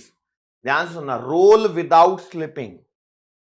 Role without slipping ये वर्ड तो system of particles and rotational motion का है क्या? बिल्कुल. Along a horizontal surface, calculate the period of oscillation, इसका time period निकालना है. देखो भाई सिंपल सी बात होती है, यदि ये यहां पर ब्लॉक होता, यदि ये यहां पर m मास का ब्लॉक होता तो मैं सीधा सीधा t बराबर 2 pi under the root of m by k लिख सकता था, लेकिन ये तो है ही नहीं. अब इस सवाल में मैं क्या करूं? देखो हमारे पास में एक तरीका तो ये है कि इसको स्लाइटली डिस्प्लेस करो मीन पोजीशन से. स्लाइटली डिस्प्लेस करने के बाद में क्या आएगा? स्लाइटली जब आप इसे डिस्प्लेस करोगे तो आप रीस्टोरिंग फोर्स निकालो. लेकिन अब ये जो सवाल है वो रीस्टोरिंग फोर्स में फंस जाएगा. क्यों फंस जाएगा? क्योंकि देखो एक mg नीचे लग रहा है, रीस्टोरिंग फोर्स, mg तो छोड़ोगे, रीस्टोरिंग फोर्स आप बोलोगे सर kx लगा लो, तो kx से जब आप एक्सेलरेशन निकालोगे तो परेशानी होगी. क्यों? क्योंकि वो स्लाइडिंग के लिए है सब कुछ. यहां पर ये रोल कर रहा है, मतलब ये घूम रहा है. ये क्या कर रहा है? घूम रहा है. तो जब घूम रहा है तो हम इसको करने की जो एक टेक्निक है वो एक अलग टेक्निक होती है जिसे हम लोग कहते हैं एनर्जी मेथड. देखो हमने जो अभी सीखा हुआ है ना, अभी तक हम लोगों ने सिर्फ और सिर्फ सीखा हुआ है फोर्स वाली मेथड, ये है एनर्जी मेथड. अब ये एनर्जी मेथड क्या कहती है? चीजें सर लेक्चर में नहीं पढ़ाई थी, कोई बात नहीं, इसलिए सवाल लिया गया है ताकि वो मेथड को कवर करवा सकूं. एनर्जी मेथड कहती है भैया कि टोटल एनर्जी निकालो with respect to time, differentiate करो, इक्वल टू 0 करो और एक्सेलरेशन का आंसर मिल जाएगा. कैसे मिलेगा ये सोचना है. सोचो यदि मैं आप इसको यहां से x डिस्प्लेस करता हूं, क्या करता हूं? x डिस्प्लेस करता हूं, क्योंकि जब तक डिस्प्लेस नहीं करोगे तब तक काम होगा नहीं. तो इसके पास में डिस्प्लेस करके छोड़ने पर जो टोटल एनर्जी आएगी वो कौन कौन सी आएगी? एक तो आएगी काइनेटिक एनर्जी और एक आएगी पोटेंशियल एनर्जी. या मैं और थोड़ा सा स्पेसिफिक बन जाऊं तो पोटेंशियल एनर्जी आएगी किसके अंदर में? स्प्रिंग के अंदर में. और काइनेटिक एनर्जी दो कारणों से, रोटेशनल प्लस का काइनेटिक एनर्जी ट्रांसलेशनल. सर यदि ये घूम रहा है तो सिर्फ रोटेशनल आएगी, ट्रांसलेशनल कैसे आ जाएगी? तो एक बात बताओ भैया, ये सेंटर ऑफ मास ऐसे चलेगा कि नहीं चलेगा? तो सेंटर ऑफ मास के कारण ट्रांसलेशनल, सेंटर ऑफ मास भैया कंबाइन हो गया ना, ये ट्रांसलेशनल प्लस रोटेशनल. यस और नो? बिल्कुल. अपनी जगह थोड़ी घूम रहा है, वो आगे भी चल रहा है और अपनी जगह घूम भी रहा है, तो वही है रोलिंग मोशन. यस और नो? तो भैया एनर्जी लिखी जाएगी, पोटेंशियल एनर्जी आ जाएगी half kx square, kinetic energy rotational half I omega square, plus translational आ जाएगी हाफ एम वी स्क्वायर.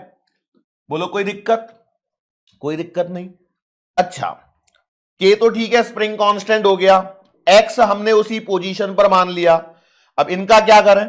तो यहां देखो आई जो आएगा वो आएगा 2/5 एम आर स्क्वायर. क्यों ऐसा? जाहिर सी बात है, moment of inertia, solid sphere है. दूसरा देखो, क्या मैं ओमेगा को V/R लिख सकता हूं? क्यों ऐसा लिख रहा हूं? क्योंकि देखो अल्टीमेट टारगेट आपका वही है, ए बराबर माइनस ओमेगा स्क्वायर एक्स के फॉर्म में जाना है. यस और नो? तो दूसरी बात, ए कब आएगा? क्योंकि जब आप dy/dt बराबर 0 करोगे तो कहीं ना कहीं से तो इसको डिफरेंशिएट करके जब 0 करोगे तो कहीं ना कहीं सामने ए होना चाहिए कि नहीं होना चाहिए? यस और नो? होना चाहिए, बिल्कुल. चलो तो मैं यहां पर बिना अटकाए में ज्यादा थोड़ा सा जल्दी करने की कोशिश कर रहा हूं, बाकी कुछ नहीं तो मैं आपको यहां पे अटका के फिर समझाता कि क्या कहां पे अटक सकते हो.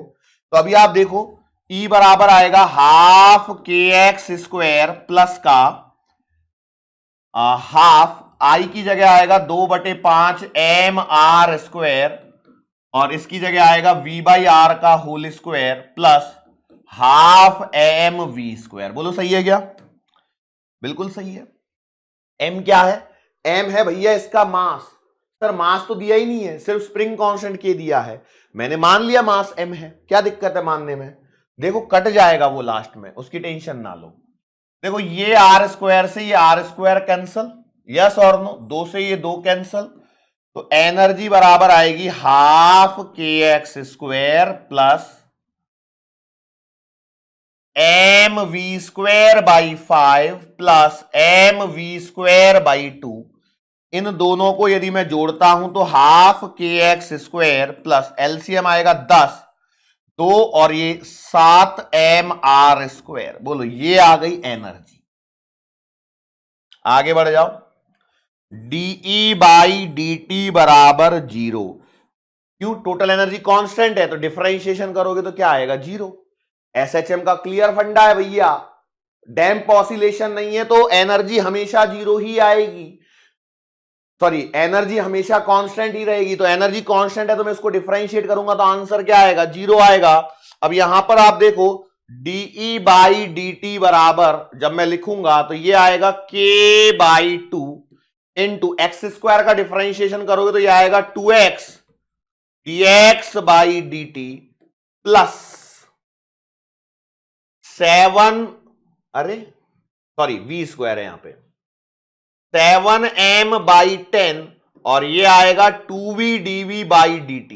देखो ये इस तरह के वेरिएबल वाले डिफरेंशिएशन मैंने सिखाए हुए हैं आपको, और नहीं रेगुलर बैच में सिखाया हुआ है, और ये हम एक्सपेक्ट करते हैं कि आपको ये आ रहा है। इसको किसके इक्वेट कर दो? 0 के इक्वेट कर दो। कितना आ जाएगा? 2 से ये 2 कटेगा, 2 से ये 5 बार कटेगा, और डी बाई डी टी बराबर 0 करोगे तो ये आएगा k x d x by d t plus का 7m by 5 d v by d t बराबर 0। यस और नो?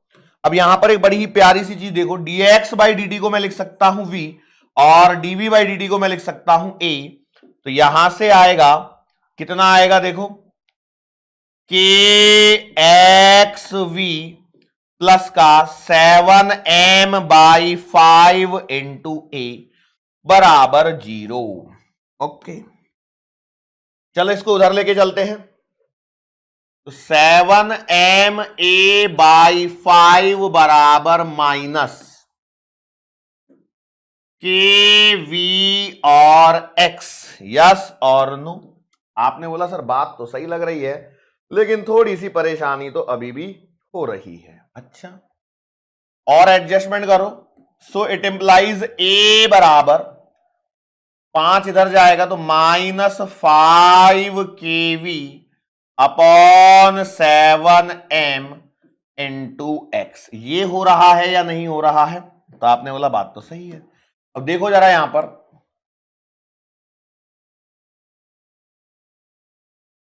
हाँ नहीं ठीक है। अब यहां पर क्या हो रहा है कि एक v एक्स्ट्रा चल रहा है। ये क्या चल रहा है? एक v यहां पर एक्स्ट्रा चल रहा है। v कटना चाहिए था, ये कटा नहीं है। ऐसा क्यों हुआ भाई?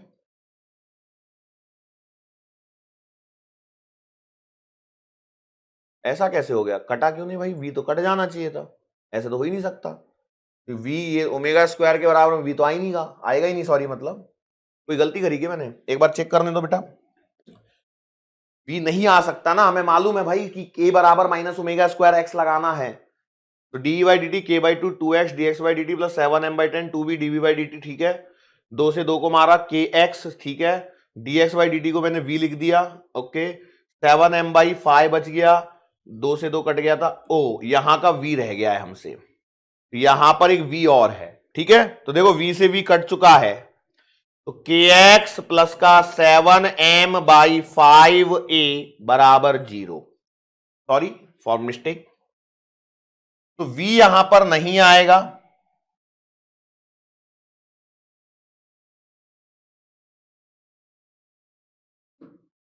यहां क्या लिखा था? के एक्स लिखा था ना बस। हाँ, ये हमारे पास इक्वेशन आ गई। a बराबर माइनस ओमेगा स्क्वायर एक्स से, तो ओमेगा बराबर आएगा under the root of 5k upon 7m। तो बताओ टाइम पीरियड कितना आएगा? t बराबर 2 पाई अपॉन ओमेगा, ओमेगा मतलब under the root of 5k upon 7m। तो t बराबर आएगा 2 pi under the root of 7m by 5k। ये यहां पर इसका आंसर आएगा। खत्म। यस और नो? सवाल थोड़ा सा डिफिकल्ट है, थोड़ा नहीं बहुत डिफिकल्ट कैटेगरी में मैं इसे रख सकता हूं, क्योंकि जिसने किया हुआ है उसके लिए तो आसान है, लेकिन जिसने नहीं किया हुआ है वो एक बार में नहीं पकड़ पाएगा कि सवाल में क्या करना है। और दूसरी बात क्या है कि हमने थियरी लेक्चर के दरमियान एनर्जी मेथड नहीं सीखी थी, और नहीं सीखी थी मतलब क्या है कि देखो इस पे सवाल नहीं पूछा गया अभी तक एनर्जी मेथड पे जो पूछे गए हैं वो मैंने सारे थियरी में कवर कर दिए। जितनी भी मेथड पूछी गई हैं अभी तक वो मैंने सारी की सारी वहां पर क्या कर दी हैं, कवर कर दी हैं। तो इसलिए वहां पर टेंशन लेने की कतई आवश्यकता नहीं है, बिल्कुल ध्यान से करते चले जाओ, आराम से सवाल यहां पर होने लगेगा। सवाल क्या है देखो, find the time period of small oscillation of the following system. A uniform rod of mass m and length L is suspended through a pinhole at a distance L by 4 from the top as shown. As shown मतलब यहां पे diagram होना चाहिए, diagram missing है, लेकिन कोई बात नहीं। लेकिन लैंग्वेज के अंदर में क्लियरली लिखा है कि एक m मास की रॉड है जिसका लेंथ L है और ऊपर से L बाई 4 मतलब कहीं यहां पर आपने इसको हिंज किया है। ये इसका सेंटर ऑफ मास मान लो भैया, ये L बाई 2 आ जाएगा और यहां से यहां तक भी L बाई 4 आएगा। ये सारा यहां पर दिया है। बताओ भैया इसका टाइम पीरियड कितना आएगा? ये आएगा T बराबर 2 pi under the root of I upon m g d. क्या निकालना है? ये सवाल मैंने लेक्चर में किया है क्या? थ्योरी में बिल्कुल किया है। देखो D बराबर कितना आएगा, L बाई 4 सस्पेंशन पॉइंट और सेंटर ऑफ मास के बीच की दूरी, और I कितना आएगा? तो देखो आपको पहले इस एक्सिस के अबाउट मोमेंट ऑफ इनर्शिया पता होना चाहिए, तो ml स्क्वायर बाई 12 प्लस का ये वाला, तो ये आएगा m l बाई 4 का होल स्क्वायर। ये मोमेंट ऑफ इनर्शिया यहां पर निकलेगा। तो I बराबर देखो कितना आ जाएगा, ml स्क्वायर तो कॉमन आ जाएगा, 1 बाई 12 प्लस का 1 बाई 16। सॉल्व करूंगा मैं इसको यहां पर, तो देखो I बराबर आएगा ml स्क्वायर कॉमन है, 12 और 16 का एलसीएम, 12 24, 12 36, 12 48, 16 32, 16 48, 4 प्लस का 3, तो I बराबर आएगा 7 ml स्क्वायर बाई 48। ये मोमेंट ऑफ इनर्शिया मिल गया। वैल्यूज को पुट कर दो, आपको आंसर मिलेगा कितना, T बराबर 2 pi under the root of I की जगह कितना है 7 ml square by 48 whole divided by m g, d की जगह आएगा L बाई 4।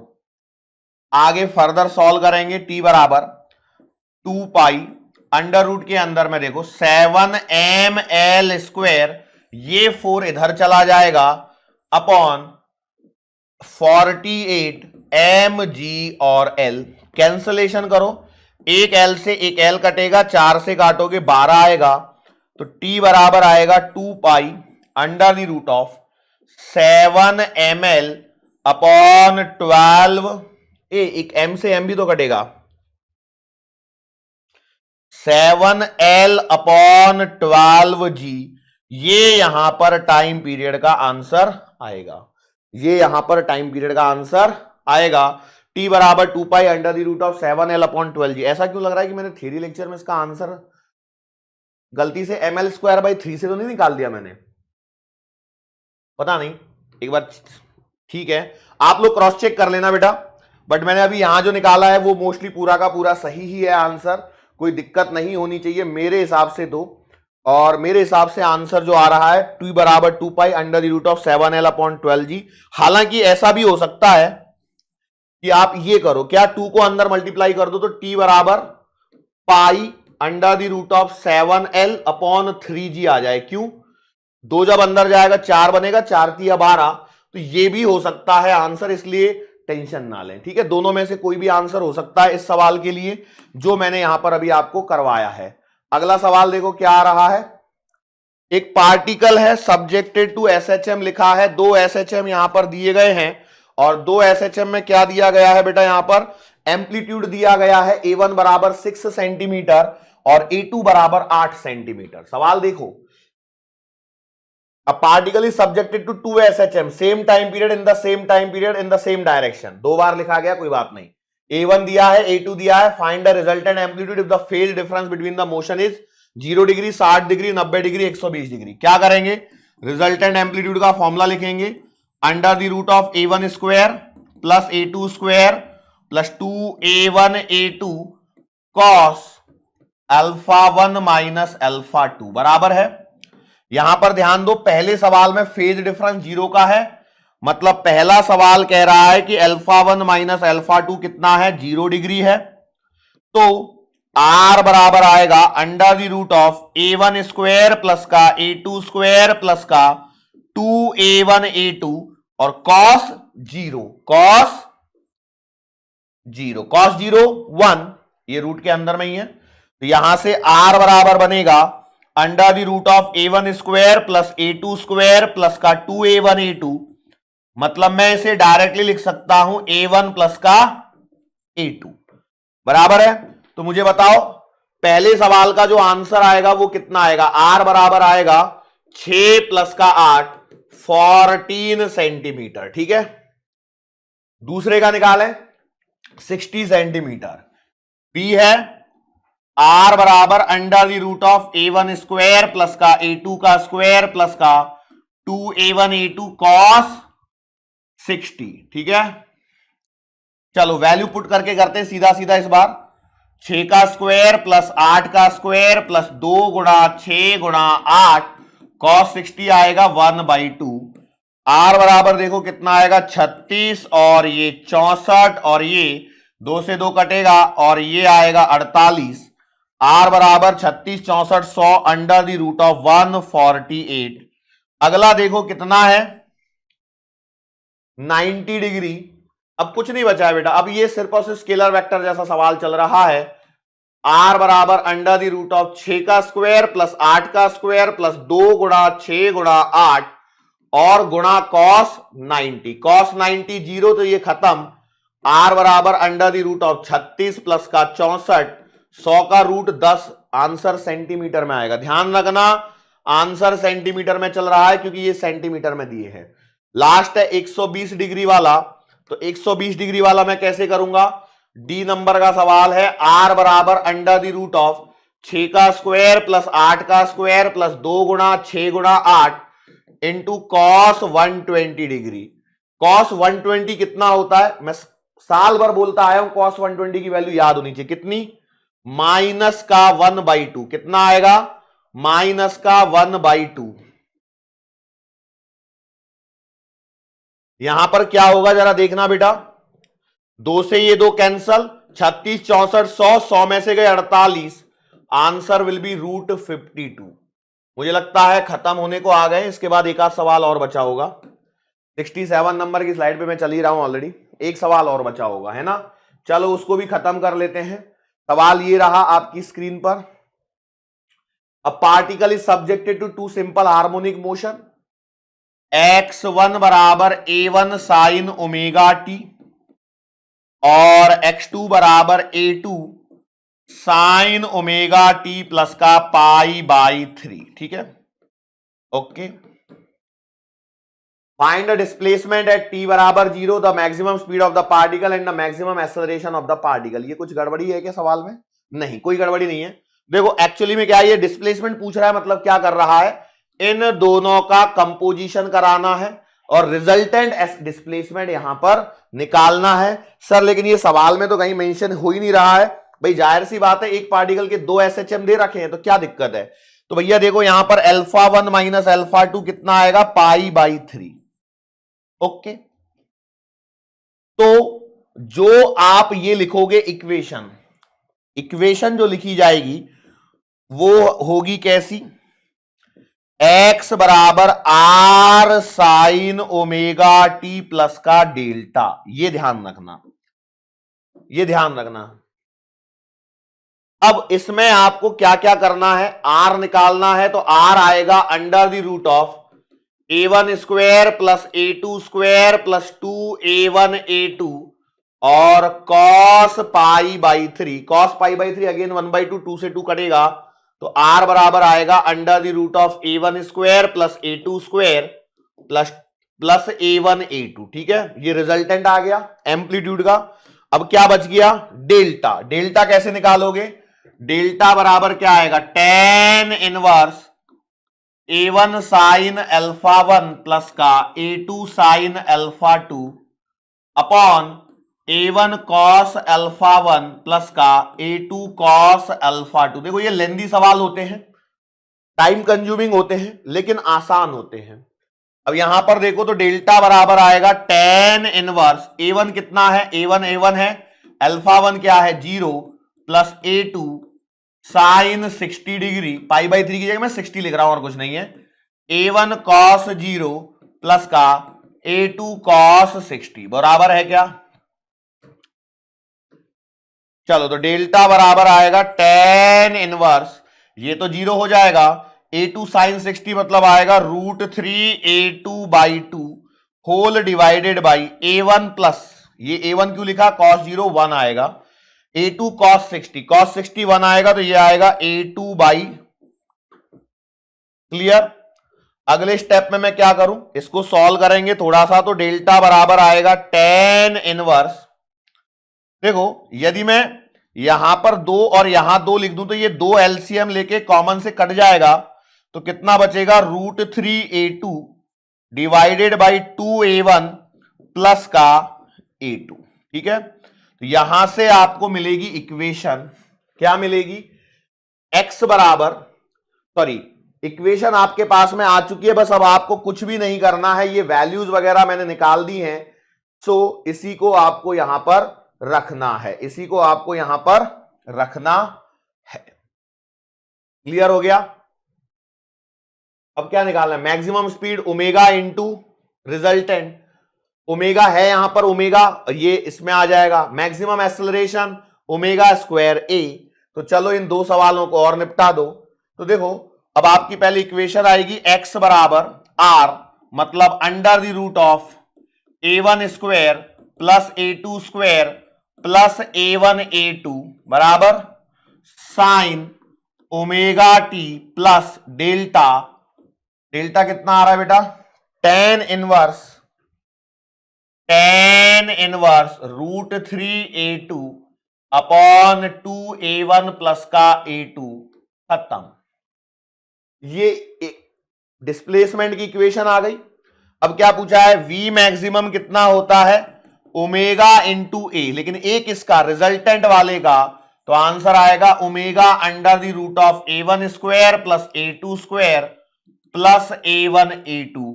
और क्या पूछा है, मैक्सिमम एक्सेलरेशन आएगा ओमेगा स्क्वायर ए, लेकिन यहां ए नहीं आएगा और ओमेगा अपना एज इट इज रहेगा, और ये यहां पर A1 square plus A2 square plus A1 A2, और इस तरह से इस सवाल के आंसर यहां पर निकल के आएंगे। ठीक है, कोई दिक्कत होगी क्या बताओ, इस सवाल को करने में कोई दिक्कत होगी क्या, यस और नो। मेरे हिसाब से तो नहीं होनी चाहिए, मेरे हिसाब से तो नहीं होनी चाहिए, लेकिन फिर भी यहां पर काम चला सकते हैं। ठीक है, सवाल सारा हो गया, कुछ बचा तो नहीं है, पढ़ लूंगे एक बार। क्या होता है ना, कई बार जल्दबाजी में पूछा कुछ और होता है, कर कुछ और रहे होते हैं। अब particle is subjected to as simple harmonic, find the displacement t बराबर 0, maximum speed of the particle, maximum acceleration of the particle. ठीक है, ये कर दिया, ये कर दिया, इक्वेशन निकाल ली, डिस्प्लेसमेंट आ गया। एक सेकेंड बेटा यहां पे डिस्प्लेसमेंट पूछा है t बराबर 0, इतना करना ही नहीं था मेरे को, ये वेस्ट हो गया। क्यों, t बराबर 0 पे चाहिए ना। अब देखो इतना करने के पश्चात अब आप यहां पर क्या रखोगे, यहां पर रखोगे t बराबर 0, तो x बराबर आएगा, देखो अब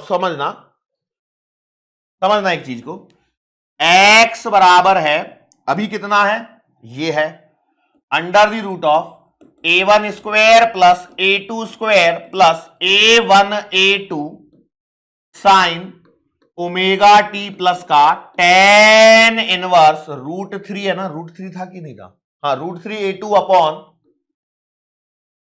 2A1 प्लस का A2।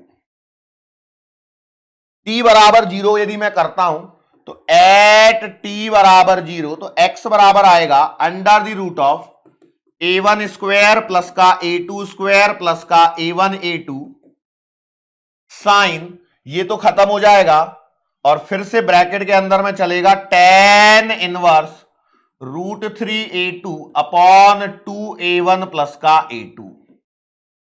और मैं आपको बता दूं ऑप्शन में ये आंसर ही नहीं होगा, ऑप्शंस में ये आंसर नहीं होगा, ये नहीं मिलेगा ऑप्शंस में, ऑप्शंस में ये नहीं मिलेगा। क्या बात कर रहे हो सर, फिर कैसे होगा जब ये मिलेगा ही नहीं? तो साइन टेन, इसको सॉल्व करके देंगे, वो इसको क्या करके देंगे? सॉल्व करके देंगे। अब हम इसको सॉल्व कैसे करें? तो बेटा ये सॉल्व होगा राइट एंगल ट्राइंगल की प्रॉपर्टी से। कैसे? टेंग टेंग टेंग, यदि ये थीटा है तो हम जानते हैं टेन थीटा क्या होता है? टेन थीटा होता है अपोजिट अपॉन एडजासेंट।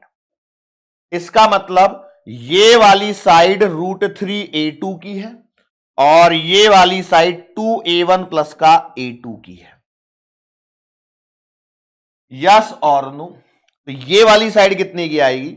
√3 का A2 का स्क्वायर। देखो ये, इसको मैं मान लेता हूं H हाइपोटेनियस, तो हाइपोटेनियस आएगा under the root of √3A2 का स्क्वायर प्लस 2A1 प्लस के A2 का स्क्वायर। ध्यान से गलती नहीं हो जाए, तो हाइपोटेनियस आएगा under the root of 3A2 का स्क्वायर प्लस, इसको स्क्वायर करेंगे 4A1 का स्क्वायर प्लस A2 का स्क्वायर प्लस 2 2 4A1 A2, ये आएगा यहां पर। जरा देखना हाइपोटेन्यूस कितना मिला, 3A2 का स्क्वायर प्लस A2 का स्क्वायर, 4A2 का स्क्वायर और ये है 4A1 का स्क्वायर, तो 4A1 square plus 4A2 square plus का 4A1 A2, यही है या नहीं है? यहां से क्या मैं 4 को बाहर निकाल सकता हूं? तो ये H आ रहा है 2 under the root of A1 square plus A2 square plus A1 A2। Clear है? ओ माय गॉड, ये तो आ गया H। लेकिन अब देखो मैं tan इनवर्स को बदल सकता हूं साइन इनवर्स में। कैसे? तो यहां से देखो sine theta can be written as opposite upon hypotenuse. तो अपोजिट कितना आएगा? √3A2 अपॉन हाइपोटेनियस जो आपने यहां निकाला है वो है बेटा 2A1 square plus A2 square plus 2 under the root of A1 square plus A2 square plus A1 A2। Yes और नो? तो यहां से देखो यदि tan inverse √3A2 upon 2A1 plus का A2 है, ये इक्विवेलेंट आएगा sine inverse √3A2 upon 2 under the root of A1 square plus A2 square plus A1 A2 के फॉर्म में। क्लियर? इसका मतलब ये है कि जो हमारे पास में ये चल रहा था इसको हम रिप्लेस करेंगे तो x बराबर आएगा under the root of A1 square plus A2 square plus A1 A2 sine के आगे ब्रैकेट के अंदर इतना बड़ा था, इसको हमने रिप्लेस कर दिया है tan इनवर्स वाले को इससे, तो ये आएगा sine inverse √3A2 upon 2 under the root of A1 square plus A2 square plus का A1 A2 से। Quite difficult. साइन और साइन इनवर्स आपस में कैंसल हो जाएंगे, तो x बराबर आएगा A1 square plus A2 square plus का A1 A2 इनटू, ये साइन साइन इनवर्स कैंसल होने के बाद बचेगा √3A2 upon 2 under the root of A1 square plus A2 square plus का A1 A2। मैं जानता हूं आप में से आधे लोग फॉरवर्ड कर चुके होंगे इसको, ये कट जाएगा तो x बराबर बचेगा √3A2/2। ये आएगा ऑप्शंस में, आपको दिखाई देगा, ये आपको ऑप्शंस में दिखाई देगा। सर इतना लंबा सवाल हमसे कभी सॉल्व ही नहीं हो पाएगा सर, कैसे करेंगे इसको सॉल्व? अब मैं इसकी सिंपल सी टेक्निक बताता हूं। क्यों इतना लंबा करना है भाई, करना ही नहीं है इतना लंबा। उसने क्या पूछा, डिस्प्लेसमेंट है टी बराबर 0 ना, तो भैया देखो टी बराबर 0 पर x1 बराबर क्या आएगा, एट टी बराबर 0 मुझे बताओ x1 बराबर आएगा a1 साइन ओमेगा इंटू 0 मतलब साइन 0 मतलब 0, तो x1 बराबर 0 आएगा। और x2 बराबर कितना आएगा, a2 साइन ओमेगा टी की जगह 0 प्लस का पाई बाई 3, सही है। तो ये बचेगा a2 साइन पाई बाई 3 मतलब √3 a2 by 2, a2 by, yes ये बच गया। तो x कितना आएगा, तो x बराबर x1 प्लस का x2 ही तो है, तो x बराबर x1 प्लस का x2 मतलब 0, और इसको जोड़ लो, आंसर कितना आएगा √3 a2 बाई 2। और यही हमने यहां पर निकाला हुआ भी है, यही हमने यहां पर निकाला हुआ भी है, क्योंकि x बराबर तो x1 प्लस का x2 ही तो करना है, तो पहले जोड़ो तो इतना कॉम्प्लिकेटेड हो जाएगा, लेकिन यदि सीधा सीधा ही जोड़ दूं निकाल निकाल के इंडिविजुअली तो ज्यादा आसान हो जाएगा। तो ये तरीका ध्यान रखना, मतलब ये सवाल लेंदी था ही नहीं, ये सवाल लेंदी था ही नहीं, चुटकियों वाला सवाल था, बशर्ते ये लॉजिक आपके दिमाग में डेवलप हो चुका होता। यदि देखते ही छूटते ही यदि आपके दिमाग में ये सवाल आता कि टी बराबर 0 पर भी तो निकाल के फिर ऐड कर सकता हूं, क्या दिक्कत है, कोई दिक्कत नहीं है भैया, क्योंकि एट द एंड रिजल्टेंट निकालने के पश्चात टी बराबर 0 रखो, या पहली टी बराबर 0 पे कैलकुलेट करके फिर ऐड कर लो। बात समझ में आ रही है? तो ये होता है मोमेंट, ये होता है इंस्टेंट।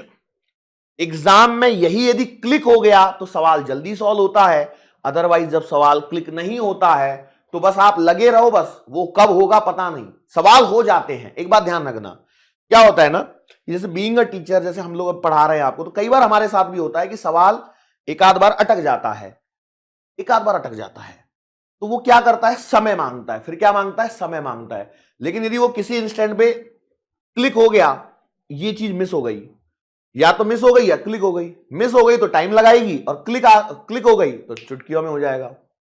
यही आप लोगों के साथ में भी होता है, एग्जाम में यही है कि भैया आप कितनी जल्दी किसी चीज को पकड़ पाते हो, कितनी जल्दी किसी चीज को पकड़ पाते हो, यही पकड़ में आ गया तो आपका खेल आराम से, आप आराम से एग्जाम को सॉल्व कर पाओगे, आराम से एग्जाम को क्रैक कर पाओगे। लेकिन चीजें इंस्टेंटली यदि क्लिक नहीं हुई तो कहां से क्लिक होती है ये सब चीजें, practice makes a man perfect. अब देखो ये सवाल मैंने इतना लंबा क्यों किया, ये इतना सब लंबा क्यों किया, क्योंकि मैंने सवाल में कहीं ये टी बराबर 0, देखो टी इधर लिखा है 0 उधर चला गया, ये बोर्ड का प्रॉब्लम होता है। पीपीटी में क्या होता है, पीपीटी में अलग लिखा होता है, यहां आता है तो ये सब फैल चुका होता है, एक जब पीपीटी इंपोर्ट होती है तो ये चेंजेस आते हैं यहां पर, ठीक है, तो उससे कोई दिक्कत नहीं है। तो हमको क्या, टी यहां पर आ गया, 0 उधर चला गया। अब सोचो टी बराबर 0 यहां होता तो मैं यहीं पढ़ लिया होता, या पूरा का पूरा ही नीचे होता तो मैं अच्छे से पढ़ रखा होता, ठीक है, कोई बात नहीं। तो इसके लिए मैंने आपको ये जनरल इक्वेशन पहले निकलवाई, मैंने तो आंसर यहीं छोड़ दिए थे, ये रे भैया तीनों आंसर हो गए, बट मैंने क्रॉस चेक करने के हिसाब से गया तो यहां पर एक पॉइंट मिल गया कि भैया ये तो इसमें गड़बड़ी है, तो फिर हमने इसको सॉल्व कर लिया। तो इसके बाद हमने इसको सॉल्व किया, भैया एक्स बराबर दिस है, टी बराबर 0 पे निकालना है, खत्म, यस और नो। फिर मैंने ये वाला एक पॉइंट बताया, ऑप्शन में ये नहीं मिलेगा। क्यों नहीं मिलेगा, क्योंकि एग्जामिनर को ये ऐसा ऑप्शन टाइप करने में बहुत समय लगेगा, लेकिन इसका ये मतलब नहीं है कि ये नहीं मिलेगा, हो सकता है ये मिल जाए, हो सकता है ये मिल जाए, जरूरी नहीं है, बट एग्जामिनर एक्सपेक्ट कर रहा होगा। एग्जामिनर पता है आपसे क्या एक्सपेक्ट करेगा इस सवाल में, एग्जामिनर आपसे एक्सपेक्ट करेगा कि आप टी बराबर 0 पर इसको 0 रखो, इसको 0 रखो, इसको सॉल्व कर लो, ये आंसर निकालो, ये एक्सपेक्टेशन रहेगी, इसलिए वो ऑप्शन भी दिया जा सकता है। तो देखो यही चीजें मैं आपको समझाने की कोशिश करता हूं, जब मैं एमसीक्यू के फॉर्म में नहीं लेके आता हूं, मैं न्यूमेरिकल के फॉर्म में लेके आता हूं, क्या कि ऑप्शंस क्या बनाए जा सकते हैं।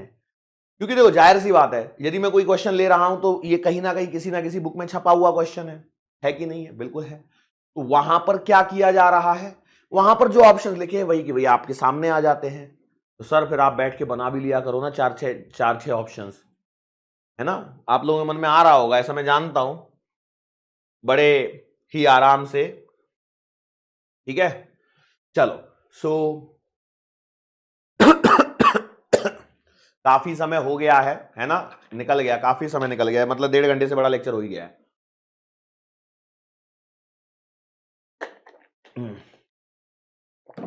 तो पैकअप का टाइम हो गया है ऑलरेडी। थ्योरी लेक्चर काफी बड़ा हो गया है, उसके बाद ये न्यूमेरिकल लेक्चर भी काफी बड़ा है आपका। तो फिर से मैं बोल देता हूं, स्टेप्स में करिए, आराम से करिए, कोई दिक्कत नहीं होगी, ठीक है। श्योर है ना। तो पैकअप करें आज के लिए। ओके, मैं मान लेता हूं आपकी बात को। That's it for today. आज के लिए बेटा बस इतना ही। मुलाकात फिर से होगी अपनी आने वाले अगले लेक्चर के दरमियान। सो तब तक के लिए